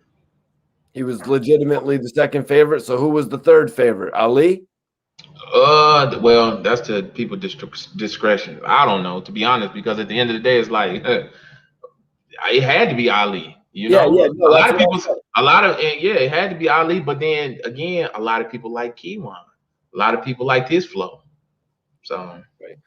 Buzzo Band says, "What the hook gonna be?" Yeah, oh, you see this. This is really where I started to take a liking to Murphy Lee. He started to show himself. You know what I mean? yeah, Nelly, like you were talking about, Nelly gave Murphy Lee a couple key opportunities. Um, yeah. hopefully, RBH will come back and join us in just a second, as we're going to get to start talking about Murphy Lee's portion of his career now. Murphy Lee actually, welcome back, RBH. Hmm. RBH will be back with us in just a second. Oh man, Damn. So what month? What month was that Nellyville album? what month? Yeah, I'm pretty sure he dropped all his stuff around the same time, wasn't it? that Like, was June. Yeah. yeah. Okay, so that's why I got mixed up. Okay, cool. So we're speaking on Murphy Lee's album release now. Basically talking about when Murphy Lee first started to grab attention. You know, obviously a lot of people would say Murphy Lee first started to grab people's attention when he was featured on Shake Your Tail Feather off of the Bad Boys 2 soundtrack that Diddy was working his ass off to produce. And we all got to find out just how that happened. You know what I mean? Because it all just sort of came in front of us when Nelly and Diddy were on MTV together, and then Murphy Lee was with them. You know, at like sort of like MTV on the beach or whatever the hell they were doing. So Right. spring RBA, break. think about the way that whole record came together with Murphy Lee being put on Shake Your Tail Feather. Well, I'm gonna let you speak real quick. Man. Go ahead. Yeah, man, I think that was dope, man. Not for nothing. It was just like, all right, Nelly had a situation where Diddy reached out to him and was like, yo, I got this beat. I'm trying to put together this bad boy soundtrack. You know what I'm saying? Like, yo, Nelly, do you want to be on it? And Nelly's like, yeah, I do, but yo, I got my mans in them. You know what I'm saying? Like, yo, help me put my mans on. And nobody can understand that better than Diddy can, because Diddy was in that same situation when he was asking for Biggie to be in that situation. You know what Mhm. I'm saying? Like trying to get placements. So he was just like, I got my man's, like, let my man's get on. Absolutely. Yo, come on. You know, and so Diddy was like, all right, I get it. He critiqued Murphy Lee's verse, and then he was allowed. Not for nothing, I still think they kind of played Murphy Lee in that video though. Because remember, like all right, they were like on some beach island. Y'all remember this, right? They were on like Mhm. some beach island, and then like this beautiful girl comes up and she's like, Nelly, Diddy, And then he had to introduce himself. He like, I'm Murphy Lee, ma. Yeah. Damn, like, come on, bro. Like, oh yeah, I get it's realistic, but she could have. I honestly think that was a career-defining move. I honestly think if she was like Murphy Lee, I honestly think if she would have did that, Murphy Lee would still have a career today. Stop. You right. think, so you think you really think that moment in there? Yeah, for me, I think that was his intro. I didn't mean to cut you off. I think that was his introduction. That's the way they played it to where it's his introduction. You know what I'm saying? Because you can't just come in the game and they be like, like you already know. He wasn't just coming in the game. Like, yo, not for nothing. If a foreign chick knows about Murphy Lee and I don't, that's a problem. Now I got to know about Murphy Lee. For real. I agree with you. All right, For real. If she just would have been like, Murphy, Murphy Lee? Oh my God, yo, that would have been game. RBH, Majestic, before you get into it, RBH, let me ask you, since you're our musical analyst here, Murphy Lee's verse on Shake Your Tail Feather, was it worth it for him to be on that song? No, he dropped the ball completely. I ain't gonna lie to you. I think he dropped the ball on that. I think he dropped the ball on what the hook gonna be. And I think he dropped the ball on the ATL remix with JD. I ain't gonna hold you. I don't like Murphy Lee. What? Oh, what? Bruh, I ain't gonna hold you. I don't like him. I don't like his voice. I don't like. No, that's a personal opinion. What? Yes. But I okay, I feel you, bro. Right. Did he give him his shot? Absolutely. Yes, he did. Did he put him out here? Yes, he did. Was it receptive to me? No. Okay, well, let me tell you something. Let me give y'all some facts. Let me give y'all some straight facts. Ryan, it's crazy that you saying what you saying, but at the end of the day, guess who you sound like? You sound like Diddy, because guess who went to bat? Nelly went to bat because Diddy said, I just want this to be a Nelly and a Diddy project. That's exactly what he said. I just want it. But he went to bat for Murphy Lee. He went to bat. That's how that came about.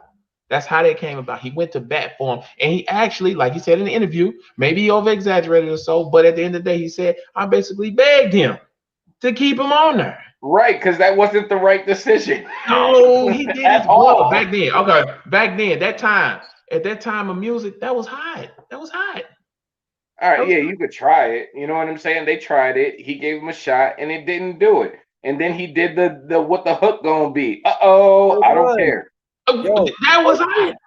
We're not there yet, you guys. Hold up, man. Hey, we getting too ahead of ourselves right now, RBH. Nah, but not for nothing. All my homeboys felt Murphy Lee. Like everybody, I was the outlaw on that. So I'm not saying like Murphy Lee's whack on a general population opinion. I'm just saying me personally, I never felt them. I felt like if he would have delivered on the ATL remix and if he would have delivered on Shake Your Tail Feather, niggas would still be listening to Murphy Lee today. Period. The proof is in the pudding. Why ain't nobody checking for him? Because there ain't nobody like that. Ain't nobody like that BS. Well, go ahead, Mike T, because I was going to get deep off into it and talk about something else. I'm not saying he's whack. I'm saying no, I get you.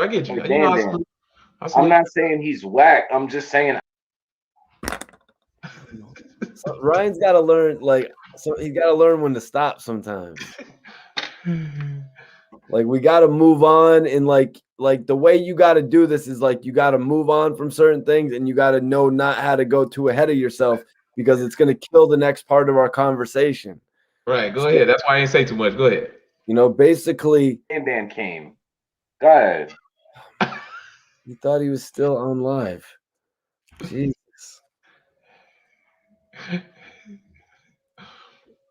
How many people we got in the room right now? There's 100 people, and he's just messing up everything. The circle of wealth, Bombay.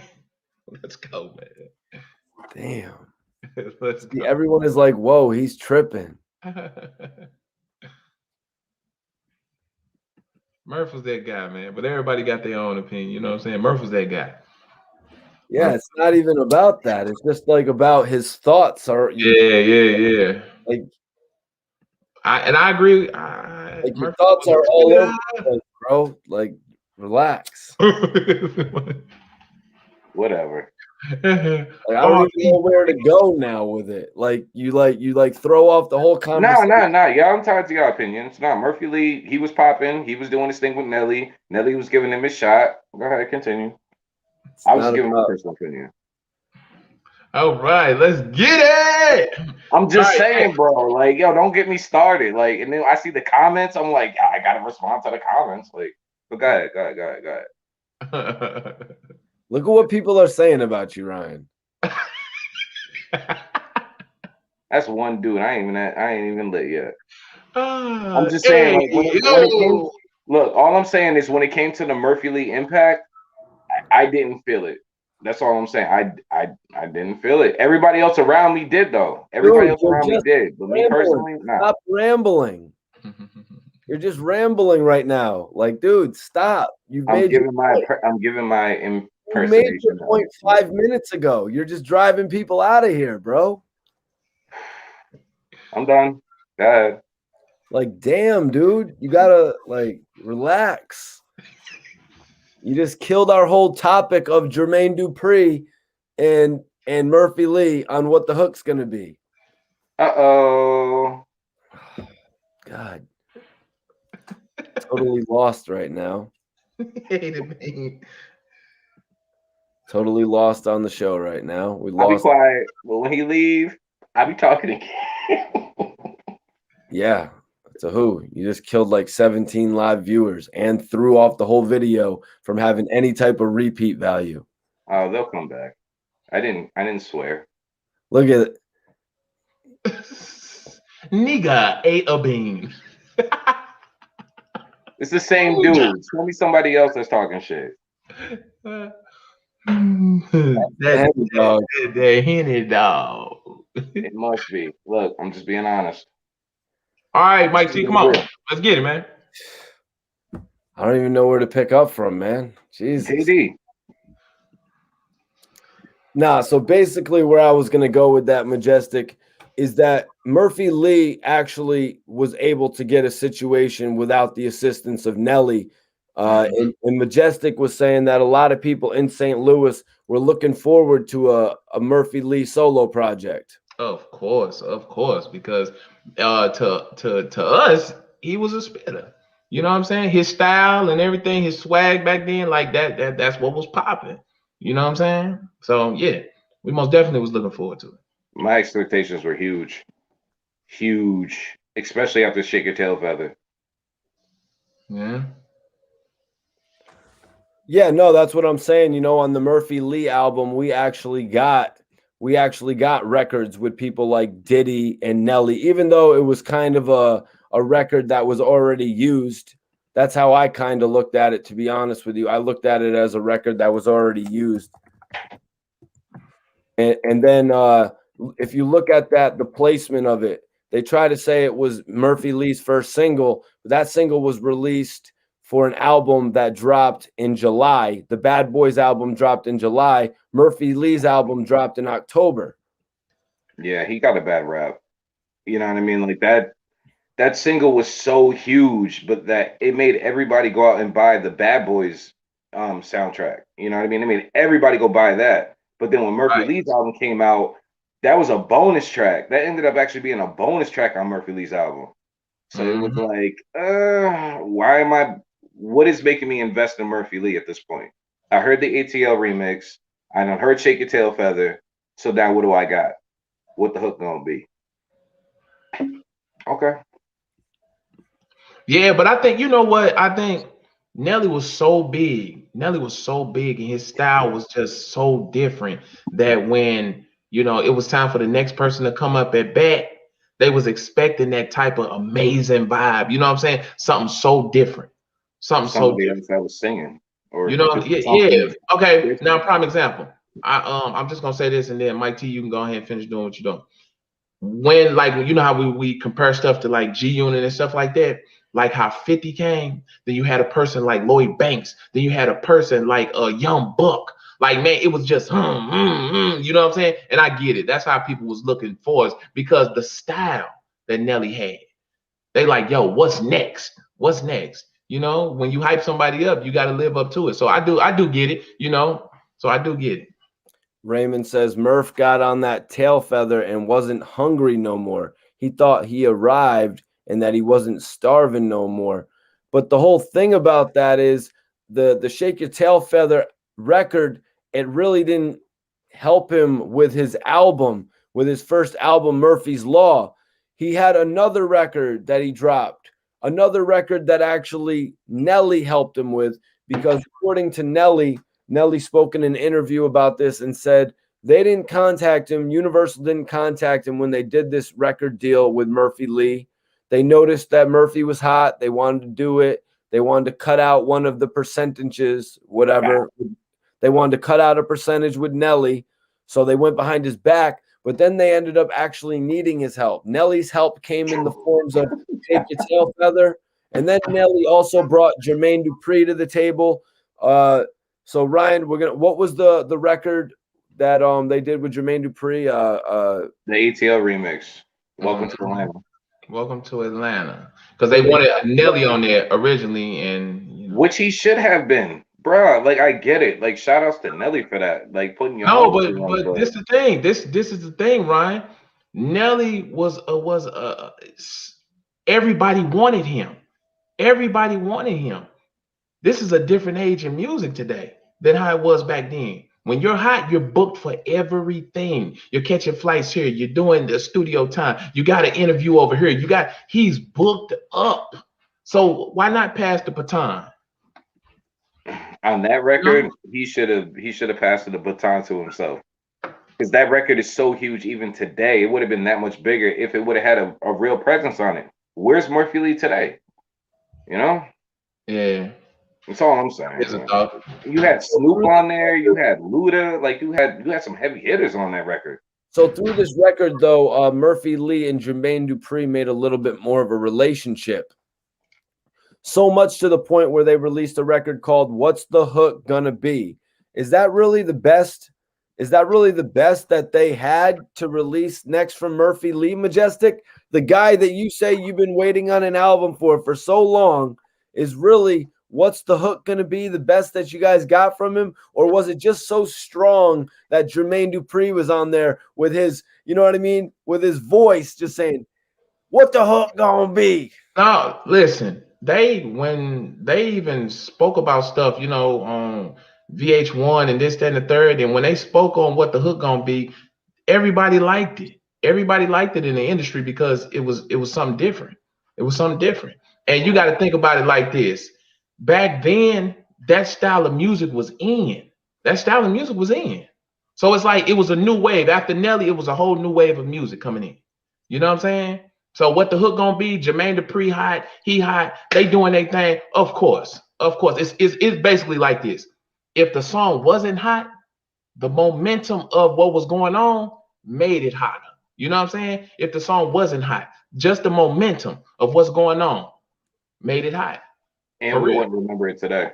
Exactly. So you already know it was catchy. It was flashy. You know what I'm saying? Jermaine Dupri was on there. It was a hot video. They made it hot, man. They did what they did. Okay. And I think it might have been you, RBH, that said a record for the chicks, maybe. Murphy Lee had a record called Love Me, Baby. I remember it. Yeah, I do. I don't remember it word for word, but yeah, I remember it. I guarantee you, if he was signed to Interscope, that would have been the first record to go. Mm-hmm. And that's the other thing I want to say, just to clear up. I'm not saying he's whack. I'm saying majority his layout was whack. You know what I'm saying? Like the records that he chose to come out with first did not grab me. If you go back and listen to the album, there's records on that album that will grab you. Straight up. Right. I do agree. But okay, now if we really gonna, politic about it, I don't want to get too deep because I don't know what else Mikey T got planned. But when Nelly spoke about Murph, not coming to him about, going to get that record deal. I'm sure y'all heard that or read about it. But when Murph did not come to him or communicate with him about that, see, he could have told him things that he know about it. So a lot of people be like, yo, what happened to Murph? What happened to Murph? You got to understand, it wasn't Murph. See, when you young and you make decisions on your own and you're not reading your paperwork, you're not reading what you're signing yourself into. You see what I'm saying? That he was a dirty ENT. You could be shelved. You know what? You could be the hottest artist there is and be shelved before you even get a chance to even be known to the world. Because that was the plan, because you didn't read your paperwork. That's a fact. You a tax Just the write-off. hype itself, they made money off your name. Guys, They made money off you. speaking of reading, right now I'm reading Ali's debut album, Majestic. You want to tell everybody what Ali's debut album was called? Oh, to be honest, I really went to Ali, my man, but I forgot it. I forgot it. I'm just RBH, maybe you could tell me why this album was titled this. Ali's first album, which actually came out before this album came out. It was the first album to drop after Free City. It dropped before Nelly's second album, Nellyville. This album dropped April 30th, 2002. It was called Heavy Starch by Ali. Yep. Why was the album called Heavy Starch, RBH? Probably something pertaining to cocaine or cooking crack or something. Heavyweight. I can't believe this right here. Heavy Starch is the debut album by American rapper Ali. It was released April 30th, 2002 by Universal Records. The album features guest appearances from the St. Lunatics, Miss Toy, Candy Burris, and Toya. The first single was Boo Ghetto. Am I saying that right, RBH? Boo Ghetto. Boo Ghetto. All right, so horrible decision. It was a horrible decision. Real quick, Majestic. Do you remember any of the tracks? I Got This, Crucial, or No, 360, Wiggle Wiggle, Collection Plate, Passing Me By with Toya, Passing Me By, Cool as Hell, which featured Nelly. Nelly was on the album 4 times, 5 times. So how can you say this man ain't help? Nelly's on his album 5 times. This man got to release his album. Why did Ali get to release his album before Murphy Lee, Majestic? I'm posing this question to you. You got to really look at everything that happened. I mean, come on. Ali was at the forefront trying to make the moves at first before Nelly got his shot. You know what I'm saying? So, of course, it was only right that was going to happen. You thought that wasn't going to happen? Of course that was going to happen. Of course that was going to happen. And he was the CEO of Dirty ENT. See, like, everybody want to say Nelly was the CEO. Nelly was not the CEO. Ali was. Yeah. Listen, when he put out Boo Ghetto and it bricked, oh man, let me tell you, look at here. He had a chip on his shoulder. And I know, if he's seen this right now, he'll probably feel a certain type of way, but I'm being honest, he did. He didn't like that because he thought it was gonna blow. And it did it, it bricked. It bricked. Picked the wrong single. Yeah, it bricked. And Nelly told him not to put that out. He told him. They tried so hard. I remember Big Tigger. He couldn't. This is on Rhapsody in the Basement. He couldn't even keep a straight face when he was like, Boo Ghetto, the new single by Ali, from the St. Lunatics with my man Nelly. He in the video. Boo Ghetto. Yeah, we're gonna find out what that means. Check this out. Boo Ghetto. But see, look, but if you was if you was from this city, you will understand. Like that was spinning everywhere. Even though it bricked out there, that was spinning here. That was okay. But Ali had music playing her like the Lunatics had music playing her like crazy. Like they was the stuff, and you couldn't deny it. So once you hot and you a home team, of course, it's just like anywhere else. If you hot and you a home team, of course, everything that you put in, if you hot at the moment, it's gonna sound like a win. It's gonna sound like a win. It bricked out there because that's the real world. You know what I'm saying? Have you ever in your life referred to anybody or anything as Boo Ghetto? Man, I've been told somebody get the hell away from me. Like, nah, man. It didn't connect. Like, it didn't. It's just like 50 Cent. Boo Ghetto stood for bougie and ghetto. Right. It's just like 50 Cent calling people a wankster. See, in the street, I still till today hear people calling niggas a wankster. That makes sense. What I'm saying? That I've never heard anybody call anybody or anything Boo Ghetto. He tried. That's because people felt like the song wasn't hot. The song wasn't hot. If the song made a lot of sense, that right there would have made a lot of sense. You know what I'm saying? Yeah. Honestly, you guys, I don't understand why Ali wouldn't have waited. Nelly just went on to sell 715,000 copies in a week with Nellyville. Let's see where Ali's featured on Nellyville. Ali was featured on Air Force Ones. Yes. Still getting votes. And that's it. And that's it. That's all he got on Nellyville. Yeah. So then, as we just spoke on, Murphy Lee released his album. Murphy Lee released his album in 2003. Then Sweat and Suit came up together. 2 albums in one, 2 albums in the same day. Was he selling himself? Was he selling himself a little thin here, Majestic? Was it too much? Or were people in St. Louis hype on going to buy 2 albums in one day? Well, whether I'm gonna say this, whether if it dropped it was whack or not, the hype alone, everybody was like, "Yo, Nelly, he can't be stopped." And come on, man, everybody loved Nelly. Everybody loved Nelly. You know, if most of your consumers are women, come on, man, like he was winning regardless. Once you got the ladies on your team all around the world, you're winning. I don't care what you do. You does nothing wrong in their eyes. Long as you ain't doing nothing crazy, getting, you know what I'm saying, criminalizing yourself. Women love you. Once you got them on your team, that's it. That's how Plies was winning when he first came out. Trivia. RBH, I got a little trivia here for you, my man. Sweat and Suit released on the same day. Which of the 2 albums went to number 1 and which went to number 2? I think Sweat went number 1 and Suit went number 2.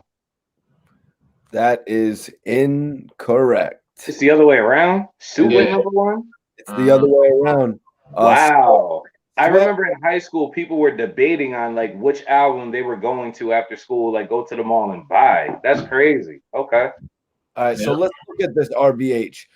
Sweat actually sold 342,000 albums. Suit sold 396,000 albums. The combination of that was 737,000 albums sold in a week. His last album, Nellyville, sold 715,000 in the first week. So he really only had an increase of about 22,000 sales. 22. Yeah. Only about 22. Why did only one half buy one album and why did one half buy the other? Why didn't 700,000 buy all the albums? All right. First of all, that was like the smartest marketing decision I've ever seen. Like, you got a poppin' artist. You have one side, which is like catered to like hardcore hip hop fans, I think. Then you have the other side that's catered to like a more R&B side. You know what I'm saying? Which is why I thought Suit was the R&B side, which is why I thought it would have sold less because I bought Suit. You know what I'm saying? But then later on, listen, that was my place. Right. Yeah, you're not gonna beat that. So then later on, he dropped Sweatsuit. So this man actually dropped 3 albums with all the same material at the same time. That was incredible. Yeah. But no, me personally, I bought Sweat. I didn't buy Suit. And then when Sweatsuit came out, I bought that too. So he got 2 sales out of me. You know what I'm saying? Out of me alone. That's crazy. But you gotta understand. At the time of dropping something like that, he understand it's a numbers game. It was a numbers game. You know what I'm saying? So he knew that he had to live up to his hype. So the only way he was gonna do that, if you got enough hits, it's about getting on them charts and all of that. You know what I'm saying? He did a marketing strategy which was very smart because it kept him in the game. And he competed with DMX, who sold 2 platinum records in the same year. So now he dropped 3 records in the same year. You know, like that was. Now, do you understand what I'm saying about dropping Sweat and Suit? Do you understand about the having your the ladies as fans? Do you understand what I was saying about that? Like women are gonna go out and buy it. They was gonna go out and buy it. They didn't care what was on it. They just cared it was Nelly. They didn't care. They just wanted to say, "Hey, I got this. Nelly's my man." Da da da da da. Yeah. And there were people who did buy both. Yeah, there was people that wanted to buy both. It was a perfect strategy. But before RBH gets back in here, let me just ask you, Majestic, personally, why was this album actually named Sweat and Suit? Well, you got to think about it. He looked at I think it was like this. One was for good times and summertime and this, that, and the third, that vibe. And the other sweat, Right. chill, laid back, if you want to do this and that with your lady. That's really what it was for, man. Yeah, That's nope, why I you're said right. perfect marketing. That's He accurate. had the fellas and he had the females, He knew what he was doing. Personally, we'll get RBH back here in a second. Personally, I think that was actually what the problem was with RBH, was that he had a little bit of lag on his end. Mm. Are you noticing any lag from me right now? No, I ain't noticing it from neither one of y'all, but I know, No, I think Ryan was getting a little bit of lag because remember when he had to tell me to repeat himself? Oh yeah, Myself? yeah, that might have been the case, yeah. But so I think personally, out of the albums, I think I like the Suit album better. But let's talk about the Sweat album here. It had some interesting features on it. He had Tilt Your Head Back with Christina Aguilera. Mm-hmm. River Don't Run with Murphy Lee and Stephen Marley, which I won't lie, I expected a little bit more from that. Mm-hmm. What was it? What else did he have? He had Na Na Na Na Na with Jazzy Faye. Uh-huh. Heart of a Champion. See, but do you understand what he was doing? Like with people like Christina Aguilera and stuff like that, he was reaching a whole new audience. Trying to. Yeah, that's what I'm saying. He was, because at the end of the day, it's like he was reaching. Do you think? Let me ask you a question. If he never would have dropped both of those, do you think he would have made the numbers that he made? That's one thing I'm going to say you're 100% right about. Nelly realized with doing 715,000 units sold for Nellyville, he had to do something special because if he would have just dropped Sweat, he probably would have only sold 350,000 units. Yeah. But when I wish RBH was in here so I could actually ask him that. But we actually got a $2 super chat from Perk Gambit. 30 million sold, but never put out any orders. Well, I disagree with that, because we just basically explained how he did a lot of things for the Murphy Lee album, even though he really wasn't that involved in it. Yeah, that's called passing the torch. You understand what I'm saying? And where we at today in music, that's called opportunity. So if somebody's steady saying, hey, I can't do it, but Mike T can. I can't do it, but Mike T can. If you cannot build off that momentum, then you're in the wrong game. I'm just being honest. Lee should not have signed that contract. Okay, Perk is actually saying he's saying never put on an artist that wasn't a part of his group, Majestic. Why did Nelly never have an artist outside of the group? Why do you think? Oh, I'm gonna tell you this. I don't know. I really don't know, but I'm gonna tell you this. I'm gonna tell you what's said in this city. Not from me. A lot of people, and I can run down names, but I don't want to put them out there like that. They said that Nelly hated on them. That Nelly wanted to be the one to run the city and have the biggest shine and the biggest name. That's exactly what was said. But listen, you got to be from here. You got to be from here to understand. Because if you know what's going on here, then you understand. But at the end of the day, it's like, I'm not saying that. You know what I'm saying? So I'm just telling you, it's a reign of artists that then came up. I got artists from my neighborhood. I'm talking about my life is like a whirlwind, and I'm just caught in the middle. I watch the world spin. Them boys, man, Nelly put them on tour and everything. When I say tailor-made, yes, sir. What happened? The world may never know, So all right. Ryan, RBH, I'm glad you're back in here. Majestic had a question actually that I wanted to pose to you. He basically said, do you think that Nelly would have made as much of an impact if he had only released one album? Because putting those two albums together, he outsold his second album. But if he would have only released one album, would he have only sold 350,000? Or No. Ryan or RBH, this is what I'm thinking. Would he have combined all the singles from Sweat and Suit and found a way to sell 500,000+ units in a week?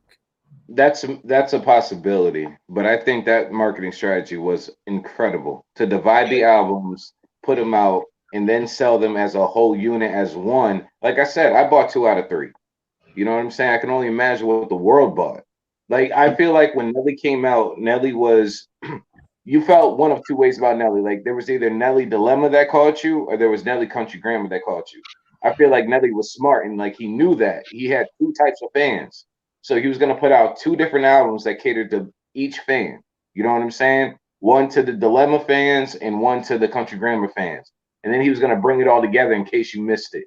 Boom, bro, that was genius. Not for nothing, and that was right before that was right before Napster and all the streaming stuff really took off. You know what I'm saying? So he was able to actually collect and actually make bank off of real albums before the industry, switched over to streaming. So that was dope. So we were going over the track list, RBH, while you were out, and I just want to run over this track list. You had said you purchased the Suit album. So on this track list for Sweat, we've got Heart of a Champion, Na Na Na Na Na featuring Jazzy Faye. Yo, that song right there, that was my anthem at work. Can we leave here? Can we leave here? Can we leave here? Stop playing. That was the what? And that's the reason why I bought off that single alone. That's the reason why I bought the Suit. I mean the Sweat. That's the reason why I bought the Sweat. Hold on, I thought you said you bought. Oh, that's why you bought Sweatsuit. Yep. Mm-hmm. Then we got track 3, Flap Your Wings. Flap Your Wings. That was like a drop down and get your eagle on. Get the eagle on, girl. Yeah, I was just gonna say that. Drop down, that hey, that boy when that came in the club. Let's not forget Nelly attacked that uncut market. That BET uncut. That was lit. Oh yeah, that was produced by the Neptunes. Yes. You, and you, all 3 of us would stay up till 3 a.m. eating mad candy to stay up just to watch the uncut videos. Tell me if I'm lying. Man, just about that, it ain't take no candy. It ain't take no candy.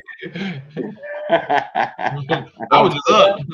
So then we got American Dream featuring the St. Lunatics. I'm not any a record that I was kind of let down by. It was called River Don't Run with Murphy Lee and Stephen Marley. Yeah. I kind of just expected too much from Stephen Marley at that point. Another record that really didn't go, like he had the record with Justin Timberlake on Nellyville. On this one, he had Tilt Your Head Back with Christina Aguilera. Yeah, I kind of remember that. Yeah. He was reaching for a different audience. That's all. About to say, reaching. That was just reaching. And then he had Grand Hangout featuring Fat Joe and Remy Ma. I remember that. Yeah, because Remy Ma and Christina Aguilera were all popping at this time, mind you, with the mainstream. Redman had just put out what was the name of the song with Redman and Christina Aguilera when they dropped the single? That did amazing. You know what I'm saying? So I can understand why Nelly would want to work with Christina Aguilera to try to capture that same energy. Yep. Then he had Get Ya with the Lunatics. Another one. He had a record called Spider-Man, RBH. I know you're a comic guy. You heard of it? Yeah, that was dope. I liked it. I liked it. Just because. So then he had Playa with Mobb Deep and Missy Elliott, produced by The Alchemist. Are you kidding me right now? Yo, son, he was reaching. That was a hit or miss record right there, and unfortunately it missed. Unfortunately it missed, but bruh, yeah, that was it right there. That should have. Down in the Water with Ali and I don't know who this is, but Goob Thug, like Cube, but Goob. Oh, Goob, yeah, I know. Shout out to him, man. He's doing 30 years right now, man. Shout out to the big dog. Okay, and so then we've got Boy featuring Little Flip and Big Gip. What was up with the pairing there, Majestic, with Little Flip and Big Gip? we would go on to see Nelly continue to work with Big Gip. Big Gip had that sauce though. You know what I'm saying? He was an OG, of course. You know what I'm saying? Then of course he had to take it to Texas. You know, he was trying to reach out and work with whoever, you know what I'm saying, will had a name, you know, had a wave at the moment. You know, and I feel him. I feel him he was trying. So it was only right he put that double disc stuff out. So, you know, he did his thing, man. And if anybody hasn't heard it, meaning you, RBH, being the music connoisseur that you are, there's another record. It was a United Kingdom bonus track from Nelly called Don't Stop. Are you familiar? No. Damn. I want to go back and look. Yep. UK bonus track. Oh, shit. Yo, Tyrese Evans, you gained a new subscriber. I'm enjoying every second of this live. Thank you. I really appreciate it. I hope you are, except for that little blotch that RBH and I had. I think you were RBH. Are you is the computer glitching out a little bit on you? Are you on same time with us right now? Everything good? Are you experiencing a lag, RBH? Nah, I'm good. Perfect. All right. Who did Little Flip have beef with again? That was T.I. That was T.I. He had a Lucky Charm chain and a. We ain't gonna go there. That's what's up, Miss Evans. That's what I'm talking about. Way to support. You hear me? Miss Evans, you are a real one for sure. I'm glad you're enjoying this. The reason we decided, the reason RBH, Majestic, and myself decided to come on and talk about this topic is because, you know, Majestic is actually from St. Louis, so he could give us a whole new perspective. You know, RBH is from New Haven, Connecticut, so he gives us a perspective from the East Coast. Majestic here from St. Louis, he gives us that Midwest perspective, and then, you know, me, I'm pretty much just the overall perspective. That's what I'm talking about. Hold on. Majestic, is he talking about St. Louis? Nah, he said Tip came down here and got punched on. He must be talking about Texas and Houston. He must be talking about Houston when he got out that black truck and tried to walk around like he was tough. Yeah, and got knocked up by them Lucky Charm cats. So let's get into the album that RBH purchased. Majestic, do you want to say which you purchased? Actually, to be honest, I didn't have to purchase because my cousin Cash purchased everything and we was bumping it together. Okay. And RBH, was this the last Nelly album that you purchased? Nah, I want to say I got the album that Grills was on too. I ain't gonna lie to you. I ain't gonna hold you. You got that? You got it? Yeah, and Gip had the best verse on Grills. I'll go as far as to say that too. Got that? Yeah. You can get me in my alt top. Like what? Yes. What album was Grills on? Because it wasn't on Nah, it should have been. Nah, that was on it wasn't on Brass Knuckles. Yeah, it was. Yeah. Brass Knuckles. Really? Mm-hmm.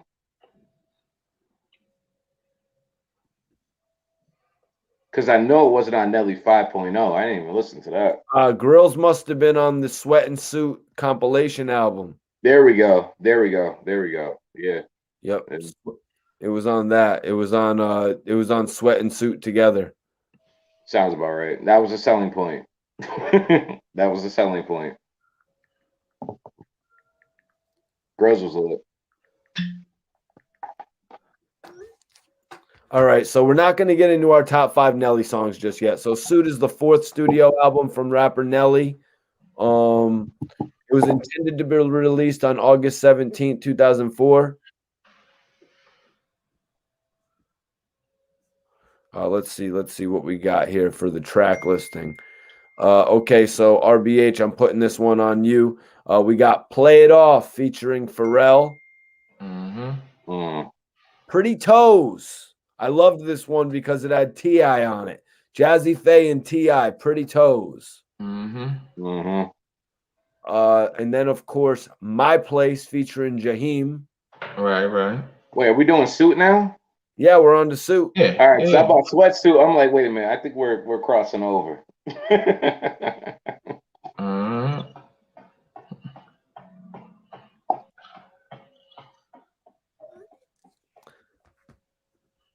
Okay, She Don't Know My Name featuring Snoop Dogg. That's the one. Mm-hmm. That was dope. That was a good record. Yep. He had Nelly and Paradise. Snoop makes a good combo. I liked how he had these features on here, RBH. Like he put Mace on In My Life with Avery Storm and Mace, Wood Grain and Leather with a Hole. You remember that one? Nah, I wish don't remember who was the Avery. whole I could have seen Avery Stone go a lot further, man. Shout out to that dude. word. Over and Over with Tim McGraw. Yeah, you know Yes. that Diamond, went all the way. That Diamond, was a whole new country audience. Diamond, and that's the reason why Suit sold more than Sweat. You 'Cause see I'm what I'm telling you. saying? He knew Yeah, what he was gonna do. He said, "Hey, yeah. I might not have as many singles as I did back then, but with these two combined, I know I'm not only gonna get the money I deserve. I'm gonna chart. I'm gonna chart. And selling them separately, and then selling Yes, them together. That's a yes. three-headed monster, bro. Ugh, Right. Mhm, genius. It'll never work again, but that was genius. Let's mhm. see if you know these last two records. I'm interested to hear if you do, or if anybody in the chat does. Nobody Knows featuring Anthony Hamilton, produced by Jermaine Dupri. Nobody knows. Nah, I Yeah, heard I remember. that. I think I remember that. Nobody knows. And Die For You. That rings a bell. That was just Nelly, no features. Yeah, no features. Yeah, that was dope. That was dope. I remember that. That was Did he dope. make that like die for you? I'm gonna have to check that out again. Yeah, you see a lot of these records on Sweat in the Suit album. Like, obviously, as RBH was just saying, the Suit album powered by that record with Tim McGraw over and over. But Yeah. honestly, Yeah. I think the marketing is what increased the sales of Sweat as well. A number of people who bought Suit, they were like, I got to get Sweat. It doesn't make sense if I don't get Sweat. You know what I mean? So a lot Right. of the same people that grabbed Suit, grabbed Sweat. They were like, I like Suit so much, it almost Mm-hmm. doesn't make sense if I don't get Sweat. So the marketing of that was perfect. Mm-hmm. Yep. You gotta know the business. And it'll never work again. That's what No, sucks about it. it It'll won't. never work again. That marketing scheme will never work again. Sure won't. That was genius. Once in a lifetime opportunity to witness that. Almost like Kanye versus 50, but that's a different podcast. Mm-hmm. So Nelly, right? So Nelly at this point, you guys, he went from dropping an album in 2000 to 2002, 2002 to 2004. Now he waits 2004 to 2008. Why such a long wait between his album? His last is between Don't Sweat and Brass Knuckles. listen, y'all also gotta remember that his sister was going through what she was going through. Right. Y'all They also came to gotta my school everybody with gotta that. remember that took a lot out of him and his focus because you know when you're going through something like that and you lose your closest relative and that was like your best friend too, you know your whole mind frame is not the same. Your thought Majestic. process is not the same. Okay. Majestic. Not for nothing. They came to my school with that. They came to my high school. Mhm. The bone marrow people, like that wanted Yeah, like they wanted all of us to donate our bone marrow to find a match for his sister. yeah, That's he how was real trying that is. everything that he could, man. It's like I don't blame Nelly, you know, for people be like, oh man, he ain't, you know, you can't blame him. But I don't think it's just that either. I think it's like, yo, you went hard for like 10 years. Like enjoy your He money, had his enjoy run. your Music was success. changing. Music was Yeah. changing. To his style. Yeah. Everybody is singing rapping now. Everybody. Like that Young Yeah. Thug, I don't want to 50 name was doing it names, too. but 50 was doing it too. 50, Everybody was doing it. Drake. Travis Scott, that come on, bro. Travis Scott is baby Nelly. Let's stop Mhm. playing. You know what I'm Mhm. saying? Like, not for nothing. Then you want to have dudes that do it over auto tune. Then you got T-Pain and Future. I'm just saying that Mhm. whole singing over rapping. Ti. My bad. Nelly started that. Like that, he is a pioneer in that whole genre, and Mhm. everybody's doing it now. Even Pop Smoke died doing it. Like, come on, bro. Yeah. Yeah. Also RBH mentioned that they did do a deluxe. He did do a deluxe issue of Sweatsuit, so that probably dropped in like 2005. Nelly was also doing some movies as well, but also his sister a major concern. Hey, RBH, if you could get a little bit more light on your face, that'd be great. But also, okay, I can respect that. You know, I can respect all of that. But now let me ask you, fifth album. Why does he name this album Brass Knuckles, Majestic? Brass Knuckles. That was a good question because to be honest, it was like brass knuckles. I don't know. That had to be a slogan that he had going on or something like that. You know, I'm not. To be honest, I'm really not sure. I was left at a question mark with that as well. So let's read into this album a little bit. So it says Brass Knuckles is the fifth studio album by Nelly. It was released September 16th, 2008. After several delays. Mm-hmm. Yo, RB, damn. Okay, there we go, RBH. Okay, we back on. Back on. Just gotta wait for RBH's audio to kick in. We'll be good. You back? You back? We lit. Okay. I was asking Majestic, why would Nelly name his fifth album Brass Knuckles? Because he was tired of people betraying him as soft. And he done got so cocky, he took that Band-Aid off. Ooh. Yeah, I heard that. Mm. I heard that. I heard that. Word. Okay. Yeah. Like, after you do a single with Tim McGraw, people gonna start, questioning your gangster. Not for nothing. You know what I'm saying? Right. So he had to come back, doing that clap in the grills, and you know what I mean? He had to do his thing. Apologize about that. Sorry, the world. Yeah, and that was, you know what? There you go. Was that when he was in the gym? Boom. Yeah, heavy. He said, Yeah. Vaseline and baby oil all over. Yeah, I knew I wasn't tripping. Yeah, okay. Yeah, it was a lot behind that. Yeah. That was him trying to come back to the world being like, yo, I'm a tough guy. Like, don't forget, it ain't sweet over here. Oh, no, my bad. How y'all say it? It ain't sweet, right? Her. Right here, yeah, right there, right Yeah. here. Everywhere. Yeah. Yeah. And he was like, yo, it ain't sweet. I got y'all. You know what I'm saying? And Grills was a hard single. I believed him. It was. Grills was dope. Not like Grills was Because dope. Grills was Paul Wall and Gibb, wasn't it? Grills was not on this album. No, I know. I'm sorry. I was looking at the comments. I do apologize. Yeah. Grills is not on this album. This album features You Ain't Him with Rick Ross. Wait, hold on. So Grills was not on Brass Knuckles. Grills was on the deluxe album of Sweatsuit. Yes. I was reading the comment.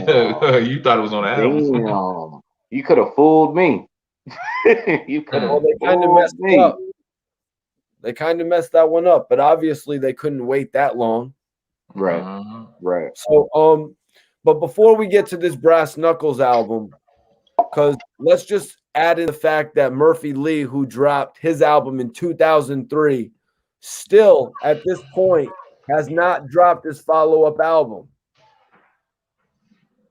That's sad, bro. He's a Grammy-winning rapper. Like, as a Grammy-winning rapper, you have your hands in everything. I would love to have a conversation with Murphy Lee.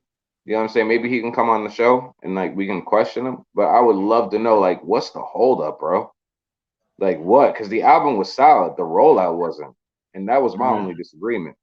Yeah, but I sent it to you. They did a segment on him. You know what I'm saying? If you watch it, you'll find out a lot that was going on that you didn't even know about. You know what I'm saying with him? I bet because his wife was in the studio. Like she got music popping too, right? Yeah. So yeah, that's something Nelly mentioned actually. But so I brought up the Sweatsuit album, which was released November 22nd, 2005, and I see here it actually features Grills with Paul Wall, Ali, and Gibb.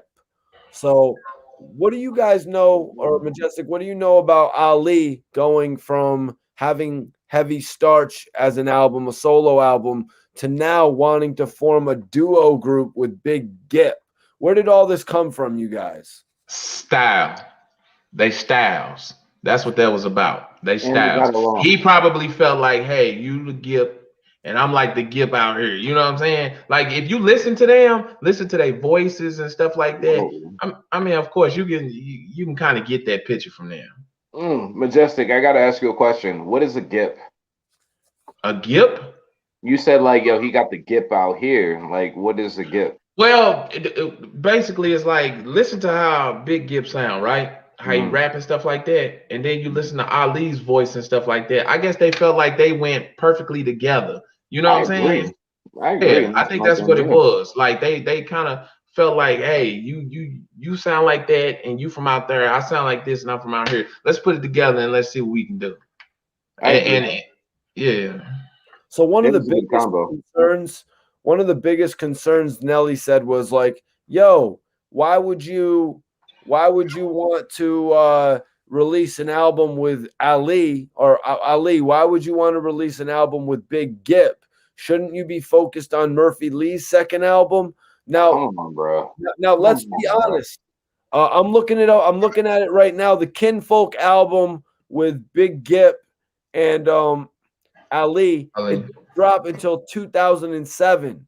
Murphy Lee's album dropped in 2003. Shouldn't Murphy Lee have had his follow-up album out way before 2007? Way before, bro. Like, yo, he missed the mark.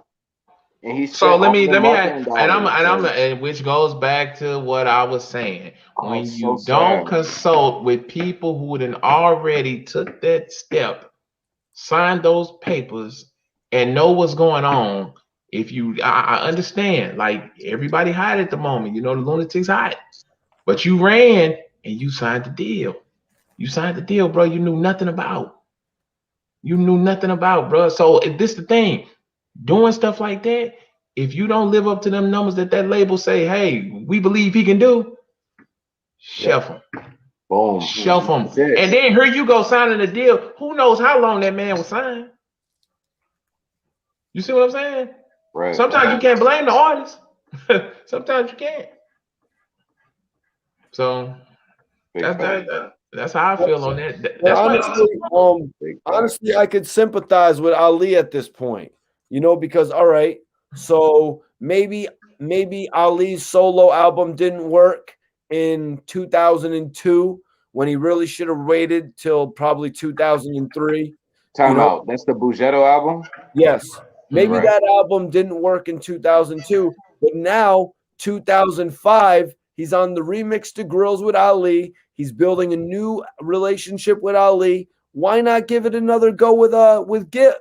Why not? You know, because it wasn't bigger than what Murphy was doing. You know, like that whole Diddy look and all that, like it wasn't bigger than that.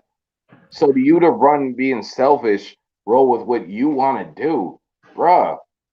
It's not about you. See, that's the difference. That's the difference between Ali and Nelly. Nelly was really about the group.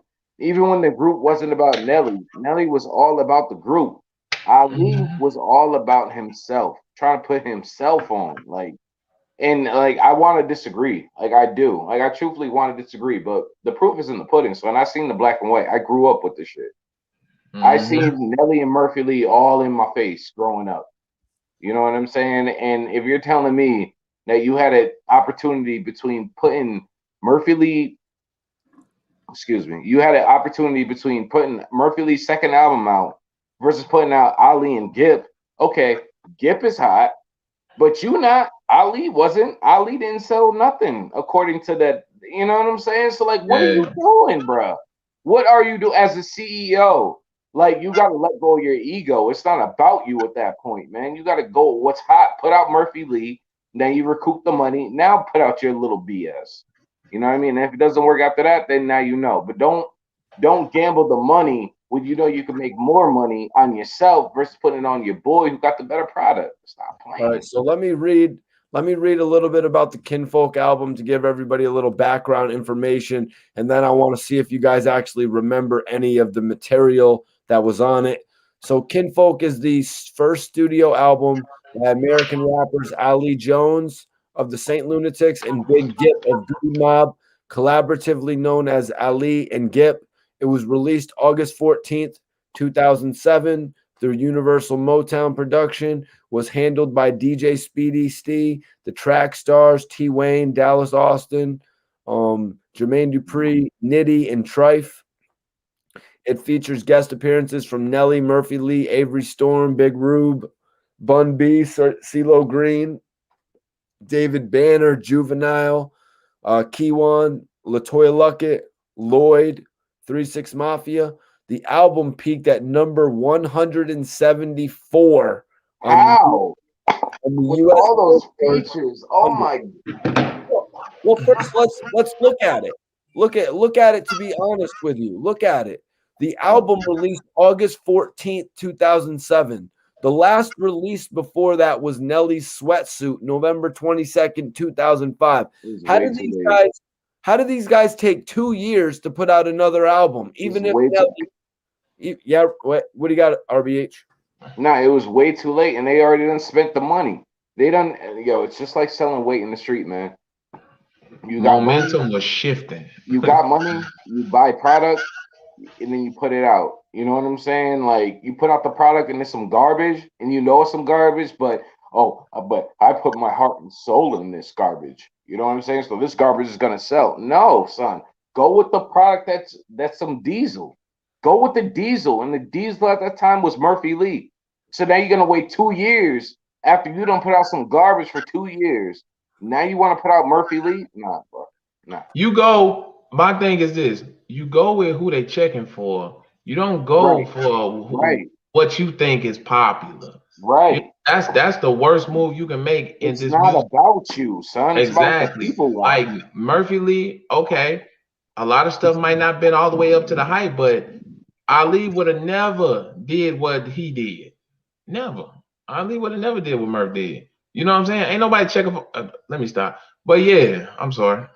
Go ahead. No, go ahead, man.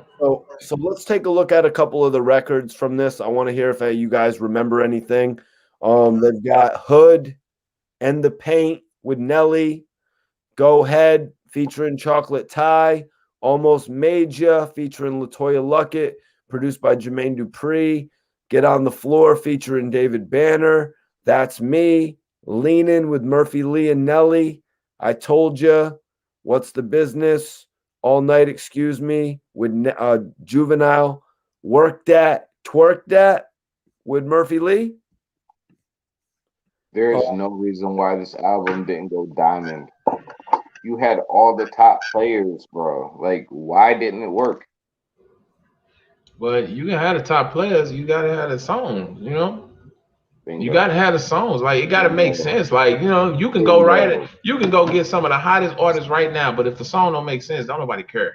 Your reviews is gonna be bingo. And that's what I was saying. I didn't mean to ramble. I'm sorry, y'all. I apologize. I didn't mean to ramble, but that's how I felt about Murphy Lee.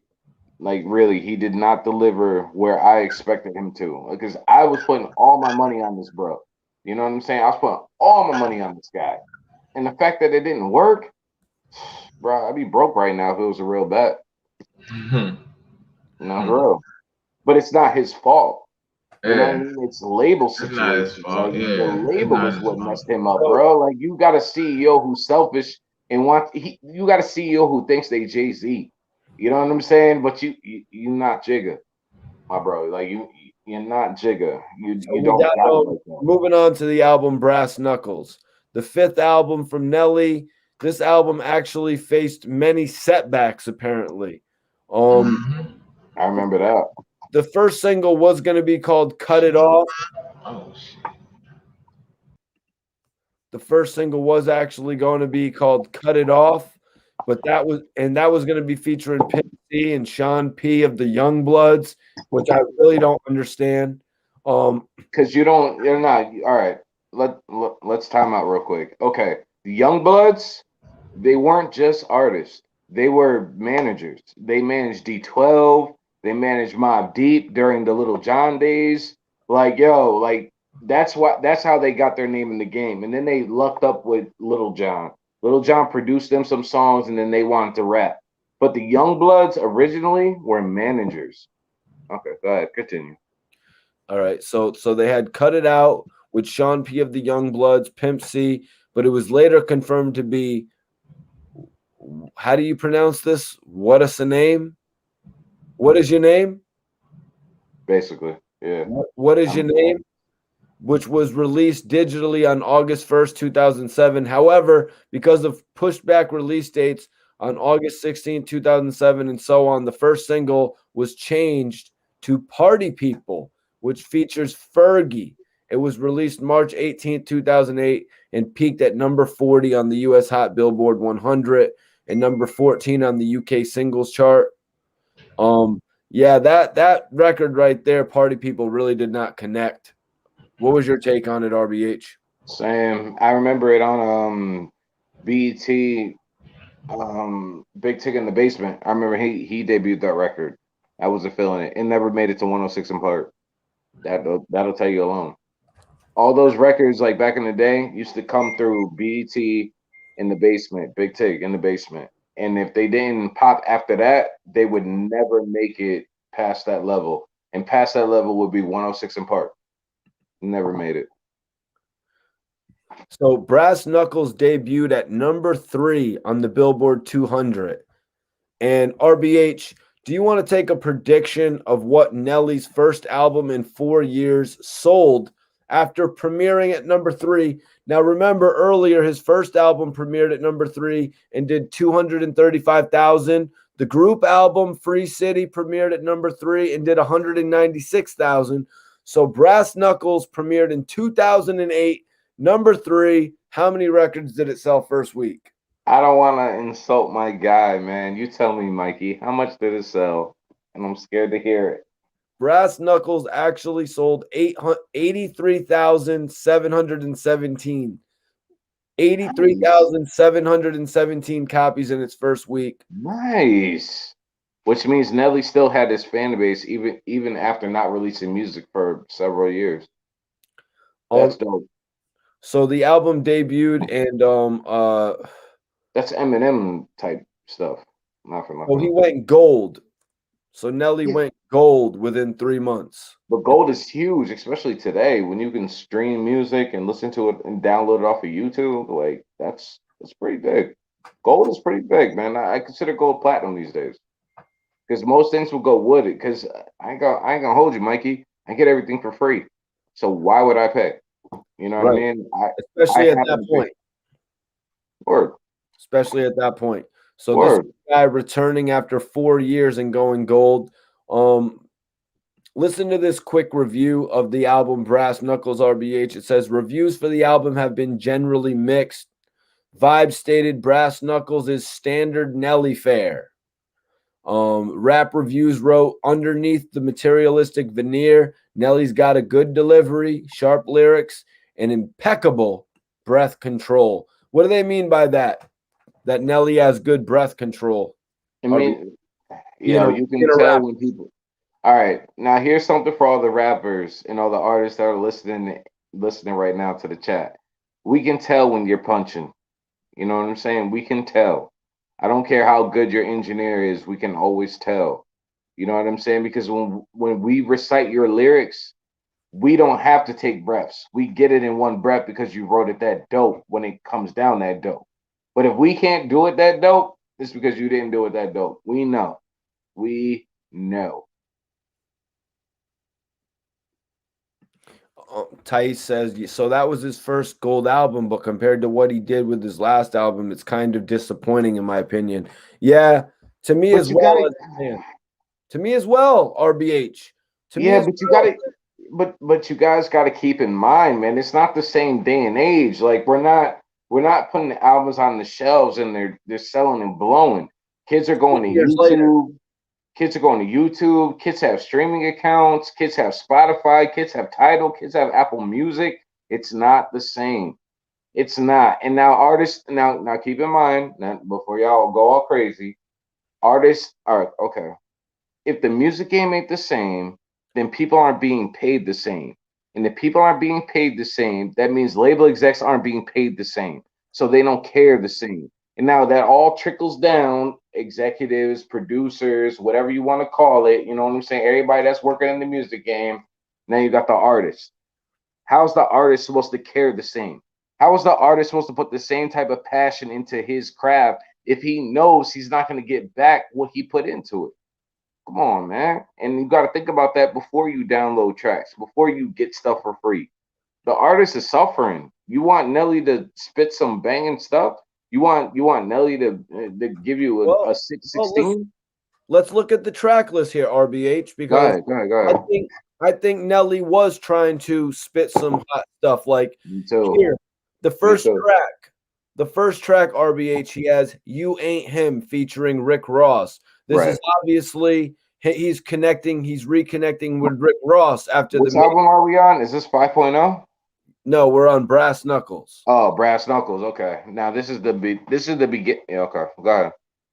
So he's got Rick Ross on his first track. This is obviously a repairing with somebody he just did a major record with. You know what I mean? What was that record called? Here I Am or something? Mm-hmm. Here I am. It's sample. Yeah.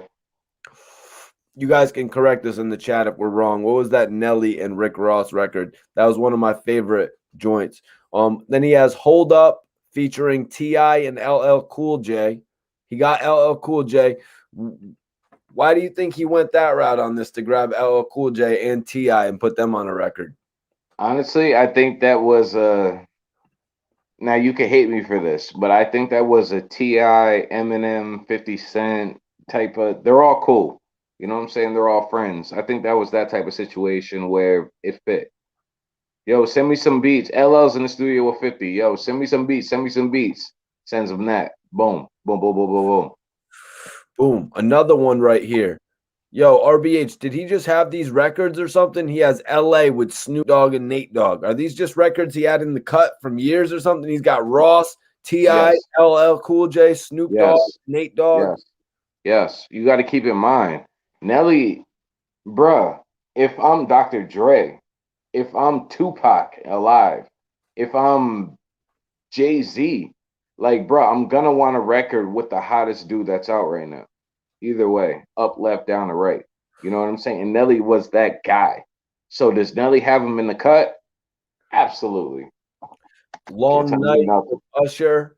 He had Long Night with Usher. He featured the Saint Lunatics on And this Lie. and this also lets you know how cool. Oh wow! And that also lets you know how cool of a dude this guy was. You know, or is. You know what I mean? Everybody loves Nelly. Everybody.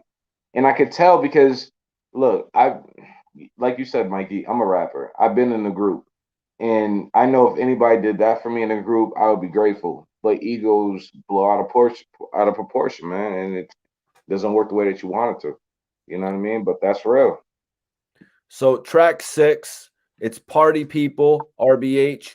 We've been talking about it, the record with Fergie that didn't really connect. I'm going to tell you something right now, though, RBH. It's actually produced by Polo the Don. Is that the reason that they moved on it? Yeah, Fergie absolutely. thought, Absolutely. Polo the Don at that time, Polo the Don, this is the oh look at here and Rich Boy. This is the whole Rich Boy era right here when this album dropped. You know what I'm saying? Everybody's gonna feel this. Everybody's gonna feel this. But even then, at the same time, are you going to deliver them lyrics? Like, you know, the beat could be hot, the flow could be hot, but are you really delivering something that's gonna make you repeat you 10 years from now, which is where we're at now. So I ask you, do you know any lyrics from this album? and then he goes, and then he gets Self-Esteem with Chuck D. A record that I thought was going to go. I thought this was going to be the one. Body on Me with his girlfriend, ex-girlfriend Ashanti and Akon. Was that not the one?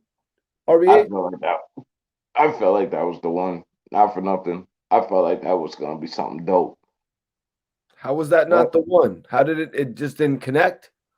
nah, the label didn't want to push that one. I mean, we're gonna feel the one. Okay, not me and you, but general population, we're gonna feel like the one is the one that they pushed us towards radio because that's all we're gonna hear.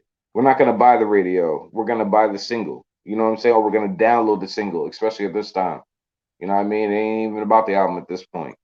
But me and you know what I'm saying? We go through the whole catalog and decide what we like.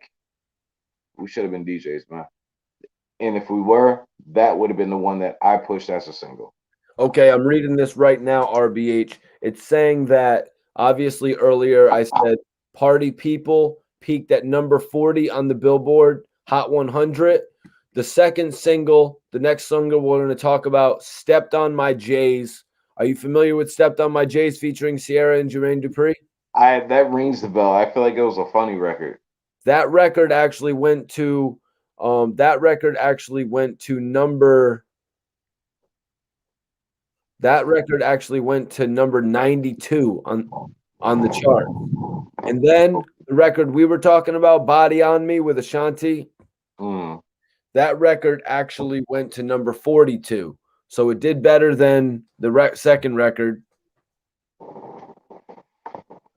Yep, Body on Me and Party People actually went to about number 40 and number 42. Sleeping on My J's didn't really connect as much as a Pimp Juice type record did, though, I don't think. Big facts. Let's see. What else do we got here? We got Let It Go, Little Mama featuring Pharrell. One and Only. Chill with the Saint Lunatics. And Who F's With Me featuring Avery Storm. Remember that one? Majestic is back. Majestic, we got 104 people in here, man. Can I get a circle of wealth? The circle of wealth. Bum, bum, bum, bang. Everyone, if you're just catching us for the first time, this is the Circle of Wealth podcast. I'm your host, Mikey T, the movie star. My co-hosts are in the building. I've got Ryan B. Heasy, a.k.a. RBH for short, everyone, from New Haven, Connecticut in the building. And I've got my bro, Majestic. Majestic is our voice from the Midwest. We've got St. Louis in the building tonight, you guys. Yes, sir. Yes, sir. Yes, sir. Lurangi. That's right. Live at 2 a.m., baby. We're actually talking about, I told y'all what we was going to be talking about tonight. We're talking about St. Louis because my co-host, RBH's co-host, and myself, Majestic, is actually from St. Louis. Yes, sir. So I'm going to ask you this before we move away from the Brass Knuckles album, Majestic, which sold 83,000 copies first week. What was the record from Brass Knuckles that you remember, if any? Can you remember any record from Brass Knuckles off the top of your head? From Brass Knuckles? From Brass Knuckles. Nelly, I got nothing but love for you, but my brother, it don't hit home. Well, Body on Me with Ashanti and Akon. Party People with Fergie. And then he had Sleeping on My J's. Is that what it was called, RBH? Oh, would you sure it was up now? Yep, Sleeping on My J's. Janetti says this, Majestic. Do you remember the Nelly straight to DVD movie around this time? It was called what was that straight to do? It was called Snipes, I think, right? Yeah, he was trying to do his acting thing. Yeah. I believe it. Yo, Ryan, get your stream fixed, brother. I believe it was called Snipes. So yeah. All right. So Ryan. Was you saying stepped on my J's? Stepped on my J's? That's what, because you said something else. Yeah, I thought I said I thought it was Stepped on My J's. Yeah, that's what it was called. Yeah, I remember that song. Yeah. Stepped on my J's. Yeah. Nah, this wasn't around that same time. This was in 2008. In 2001, Nelly made the movie called Snipes. 2005, Nelly made a movie called The Longest Yard. Was Ali upset about that? Nelly didn't get him a role in The Longest Yard. I think he was upset. I'm just messing. Nelly barely got a part in The Longest Yard. You better thank God that Adam Sandler was saying it's up and hot in here, so take off all your clothes, like for real. Yep. Nelly said one thing. He was like, "Listen," he's like, "when we sign this contract and we get all these shows, you're gonna make more money. Why are you dissing Ludacris? I'm trying to do a tour with Ludacris right now? Why are you building animosity between us? Because if Nelly got that tour, he would have brought them guys on tour with him. Big support, Buzzo Bands. Thank you, Support. Buzzo. Every amount counts, you dig? Every amount counts. So yeah, Thank you, yo. We really appreciate that. Really though. Yeah, most definitely, man. I'll take time and say that. Like definitely, Ruzo. Thank you. It might be $4.99 to you, Buzo. but it's $499 to us. Thank you, man. Buzo Bands, bro. That's $4.99 that we didn't have before you came in. So thank you. Exactly. Thank you. But I think Nelly was speaking facts in the situation, because if when Nelly and Ludacris were doing the verses, they didn't really know what the verses was going to become, but they thought maybe it could turn into a situation where me and Nelly go do a tour together. And they still could. Right. I would hate to see that. They still could, but would Ali be on the tour at this point? Yeah, he'd be in and out. When he feels like messing with the group, he would be there. And when he feel like not messing with the group, he wouldn't be there. But would anybody miss him? No. Do you think that Nelly would still work with him after this, Majestic? Or do you think it's completely over now? It's over. Unless they sit down and really squash what they got going on. I think it's it's over, but you gotta understand. They got, all these years and stuff like that. Like they came in the game together and stuff like that. So it's just like you don't lose that type of love for somebody. You might lose the respect, but you don't lose that love for somebody. You know what I'm saying? The respect might, but that love, it can also it can always be talked out. You know what I'm saying? If two people sit down and yes, I do too. Janetti says, what were you saying about the tour? Basically, Nelly was just trying to explain to Ali, like, stop saying all this negative shit about Ludacris, building tension between us, because there's a potential of us going out there and doing a Disturbing the Peace Dirty ENT tour. And you would be a part of that. That would be another way for you to get the bag. Yeah.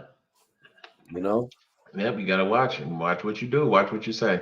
Hey, Ryan B, fix your camera, bro. Like you've been sitting there like oh shit. Yeah. I didn't notice that. My bad. I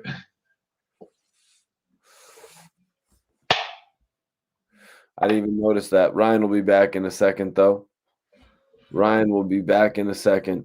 But yeah, Nelly had 2 other albums, 5.0 and MO. A couple albums. I remember those, yeah. That maybe we'll go over at another point. Yeah. But tonight, what we really wanted to cover was basically the whole thing going on with Nelly, Ali, and the Saint Lunatics, and all of the albums that it actually encompassed their relationship.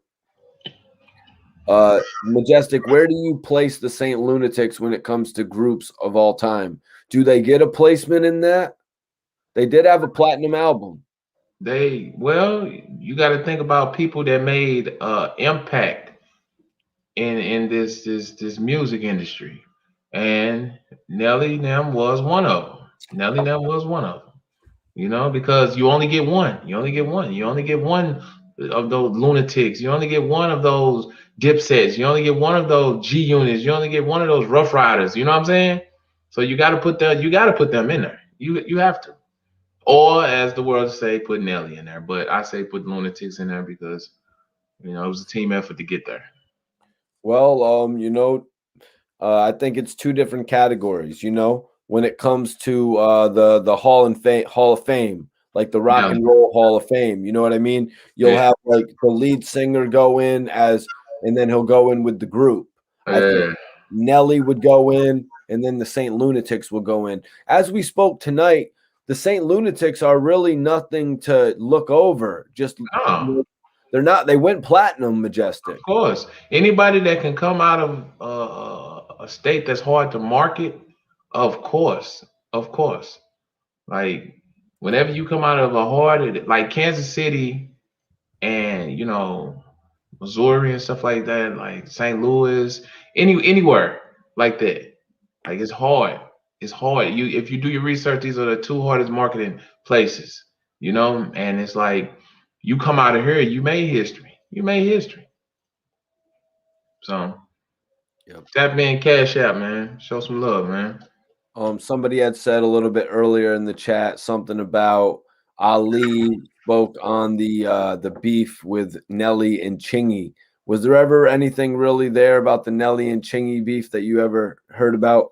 Yeah, that was on Beef DVD. That was also on the Beef DVD as well. To be honest, it was just a bunch of chicken scratch, man, to me, because it's like people get mad at people for not showing homage and stuff like that, and who came up with the word dirty, who was saying dirty first, and it was crazy, man. But Also Chingy not wanting a dirty chain in his music video. I think that was to an extent, yeah. I think it was to an extent with that. Yep. Yep. How big of a thing was dirty ENT? How big of a thing was dirty ENT in St. Louis, man? Was it like how people in New York knew about G Unit, people in St. Louis knew about dirty ENT? Yeah, back then, like, yeah, when it was doing its thing, yeah, it was a big thing because it was like that gave everybody hope, that hey, I can be the next person on there. I can be the next Nelly. I can be the next person. Yeah. Because at that point in time, you had people like Chingy coming from here. You had people like Jaquan coming from here. You had like the city had artists that was just popping left and right, and it was crazy. So, but not saying Jaquan was under Dirty NT. I'm just saying in general. But yeah, Dirty NT was a big thing back then, man. It really was. All right, so let's get into it, man. Let's get into it. What a lot of people have been waiting for, man. We're gonna do the top 5 Nelly songs. Top. We're gonna let the people in the chat get theirs in as we think about this for a second. Favorite Nelly album overall, though, Majestic. What would you say your favorite Nelly album overall? Was it the original? Was it the original Country Grammar? Was it his major successful follow-up, Nellyville? Was it the Suit and Tie double album? I'm gonna say Country Grammar. Yep. Don't say Country Grammar. Yep. Country Grammar definitely has to be his best album, I would say, because Sweat really didn't have the most records on it, in my opinion. Suit was better than Sweat. I think Nellyville was better than Suit. And Country Grammar just had the best mix of everything, maybe without a real chick record. Am I right? Without a real chick record? Yeah, Country Grammar actually screamed Midwest. That's what they screamed, Midwest. For the first time, we had our own style. We had our own style.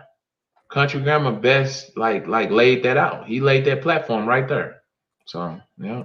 All right, but I'm just going to keep it real on this one as well. I'm going to keep it real in the fact in saying that I think if I'm number one was on Nellyville, or number one was on Nellyville, Nellyville would have been his number one album. It was just that little bit that made Country Grammar better to me than Nellyville. And I'm going to put it right there on the record, number one. Okay. I like that. Yep. I really do. Records. Yeah. So let's get into it, man. Let's see, what do some of the people say here? Dude, I still bang. Janetti says, dude, I still bang the Free City album. For real. Favorite Nelly album, Durangi says Nellyville. Eric Winfield says Country Grammar. Thais says favorite album from Nelly, Country Grammar. Janetti says Country Grammar. Let's see. The Triangle says Nelly was trying to sign to Son Chingy. Excuse me. Yeah. Son. Yeah. I mean, I can agree to that. Yeah. What do you think, though, Majestic? Let's get into the top 5 Nelly songs. Do you want to do your second? You want me to go first? Go ahead. Go first. All right. The top 5 Nelly songs. In my opinion, you guys, we're gonna go the top 5 Nelly songs. You got to go. Probably, I'll give number 5 to Grills. Number 5 to Grills. Actually, I'll give number 5 to Air Force Ones. Number 4 to Grills. Number 3 to Country Grammar. Number two to EI, and number 1 is number 1. So that's my list right there. Number 5, Air Force Ones. Walking in my Air Force Ones. I'm not gonna lie, I didn't wear a Band-Aid on my face, but Air Force Ones made me want to go steal my brother's Air Force Ones. Right. The red and the black joints. Number 4, Grills. You know what I mean? Ali and Gip, that was their best showing ever. You know what I mean? Together. Yeah. That was probably Ali's biggest record, Majestic. Number 3, Country Grammar. Give it to a record for real. You know what I mean? 2, EI. Just because I liked EI better than Country Grammar. I don't know what your opinion is. I don't know what everyone in the chat thinks, but me personally, I liked I liked EI more than I liked Country Grammar. Do you think I'm crazy for that, Majestic? No, I mean both of them was hot. So at the end of the day, it's just like, yo, that's your decision. Both of them was hot.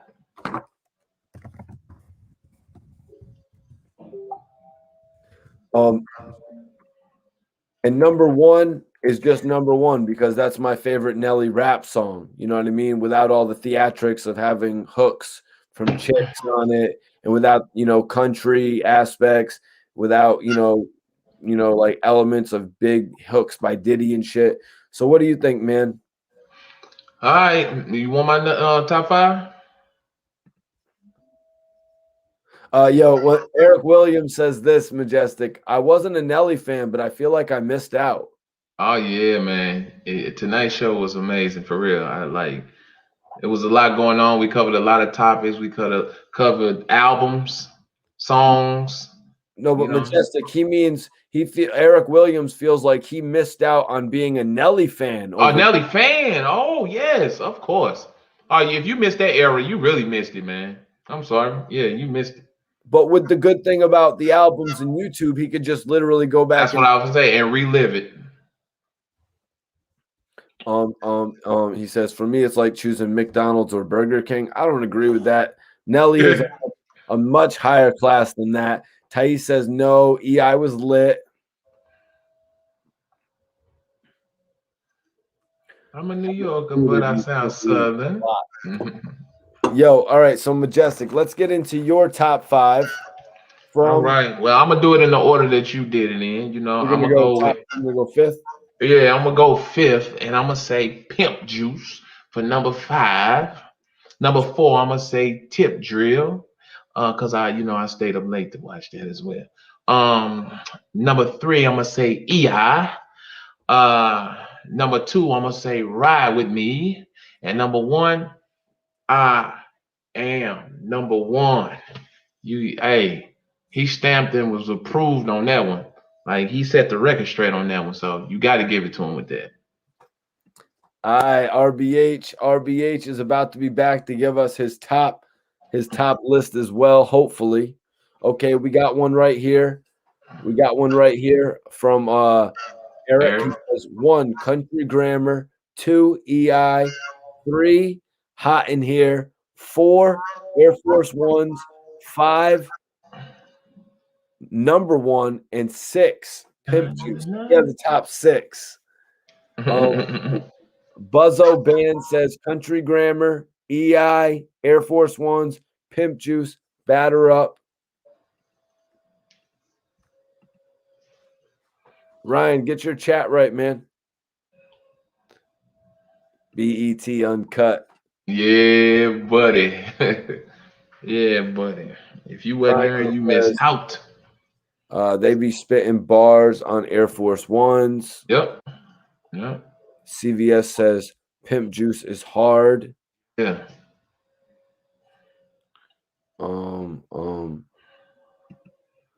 Eric Williams says, I was a big Rockefeller fan over everything, but I'll admit I love Na Na Na Na and number one. Yeah, can we leave it? Shot it? No. Real Talk versus Nelly versus Ludacris. Ludacris or Nelly? Who do you got, Majestic? Oh, I mean Nelly the hometown, but Luda is a spitter. So what we judging off? That's the question. Better career overall. Ooh, I'm gonna have to give it to. I'm gonna have to give it to Nelly. Okay. Thais says, Talking music, Nelly. yo, Majestic, read Thais's top 5 from Nelly. All right, Thais Evans. Her top 5 would be number 5, "Loving Me." Which one's that? Huh? Which one's that? Loving Me. Uh, Come on. Because Janetti's got that here on his list too. Loving me. Love. I gotta hear the song again, but I know it was hot. Number 5, "Loving Me." Number 4, "Number One." Number 3, "Hot in Here." Number 2, "EI," and number 1, "Country Grammar." Big facts. That's a good one. That's a good one. All right, read this next list, Majestic. All right, man. My boy Janetti right now, he hit y'all with that number 5, "Loving Me." That number 4, EI. That number 3, "Throw Them Rappers." That number 2, "Number One." That number 1, "Greed, Hate, Envy." Ah, man. You really was listening to stuff. Eric Williams says this: Nelly's music aged better than Luda's. That's right. Because Luda came out with the Luda style at that moment was good for that wave. So Luda had the whole momentum. All right, we got another top list right here, Majestic. You want to read that one off? Okay, Eric Winfield, we got the top Lunatics songs. Number 1, "Give Me What You Got." Number 2, "Air Force Ones." Number 3, "Tip Drill." Number 4, "Batter Up." And number 5, "Midwest Swing." Y'all, that's what I'm talking about. What'd you think about his list? What'd you think about him putting "Give Me What You Got" at number 1? Give me what to each his own. It ain't bad. It ain't bad. I like it. Good list, man. Good list, bro. Oh shit! Yeah, damn. RBH was trying to log back on without even seeing the message. RBA's got some stuff going on with that cricket phone. Yep, he's gonna have to. We might have to use all proceedings today, ladies and gentlemen, in the chat to go towards Ryan getting a Sprint, AT&T, or a T-Mobile phone. So thank you guys. But all proceedings is going to fix his phone today.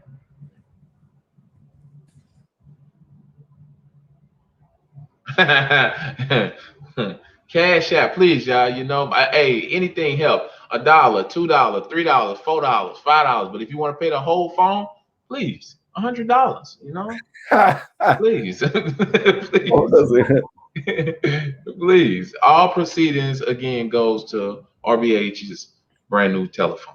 So, Durangi K says the only thing is that Luda is actually still relevant, kind of, right now.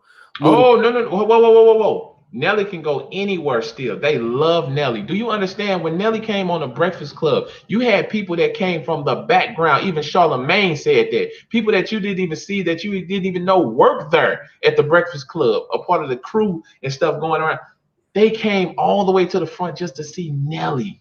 Just to see Nelly. Listen, Luda ain't getting that, man. Yeah, Luda might be in movies and stuff like that, but listen, Nelly is still relevant.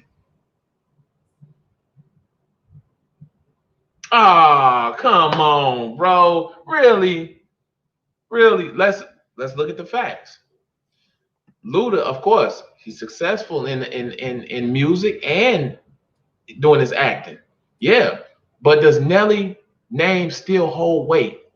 Can Nelly still come out on the stage and thousands of fans go crazy? Yes. Without doing movies and stuff like that. So you got to be honest. It's not being biased because he's from St. Louis. It's the truth. It's the truth. Nelly, he hold weight. He do.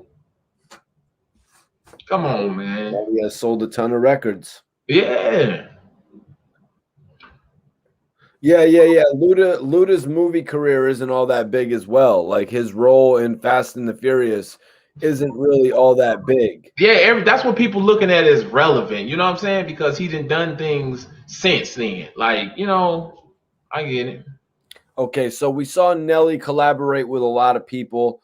He collaborated with Missy Elliott. He collaborated with Christina Aguilera. You know what I'm saying? He collaborated with Paul Wall. Little Flip, Texas, Heavy, Rick Ross, Miami. You know what I'm saying? Who would you Yeah. like to see Nelly collaborate with, Majestic? So Findy asks. Oh, Nelly. Um, I think Nelly.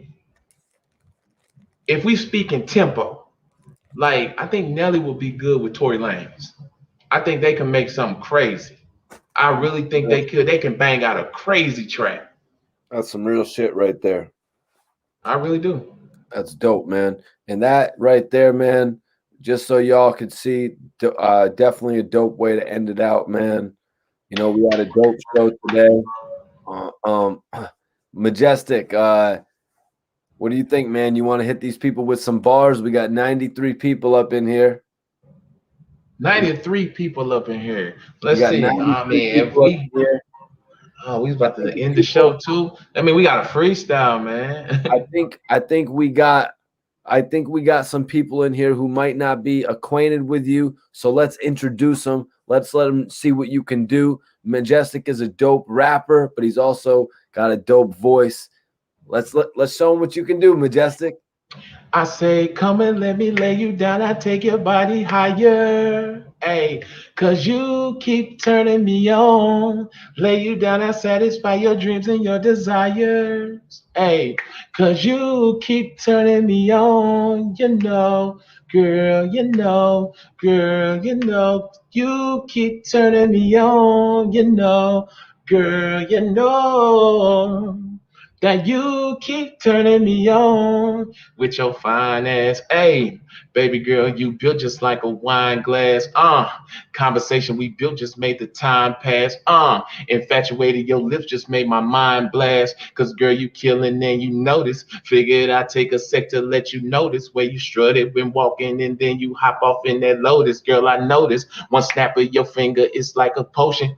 Got me scheming, fiending, and dreaming about getting into motion. Oh, girl, can I take you out and can I teach you positions that make you want to scream it out? Don't stop doing what you're doing. Put my motion in your ocean, but I lose it when you're cruising. I got plenty potential, but do not worry about them others, cause it's you who I'm into. And I'm not tripping off them other girls, cause when we kiss, I'm in another world.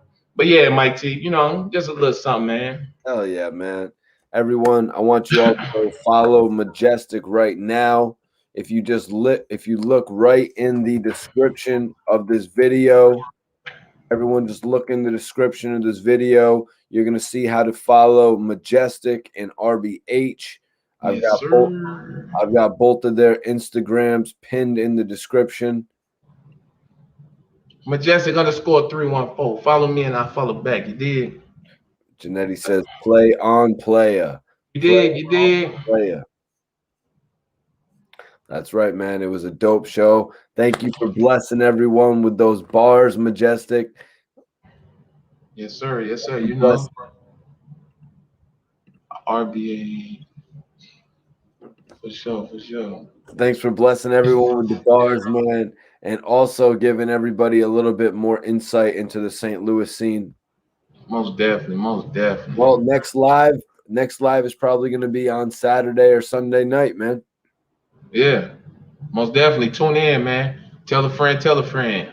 That's right. Tell We everybody. are the trend. You dig? Iceberg says Majestic is better than Nelly. I appreciate that, man. For real. I'm very humble, but I do appreciate that. We are out of here, you guys. No, we didn't do the Beg for Mercy joint yet. Stay tuned to that.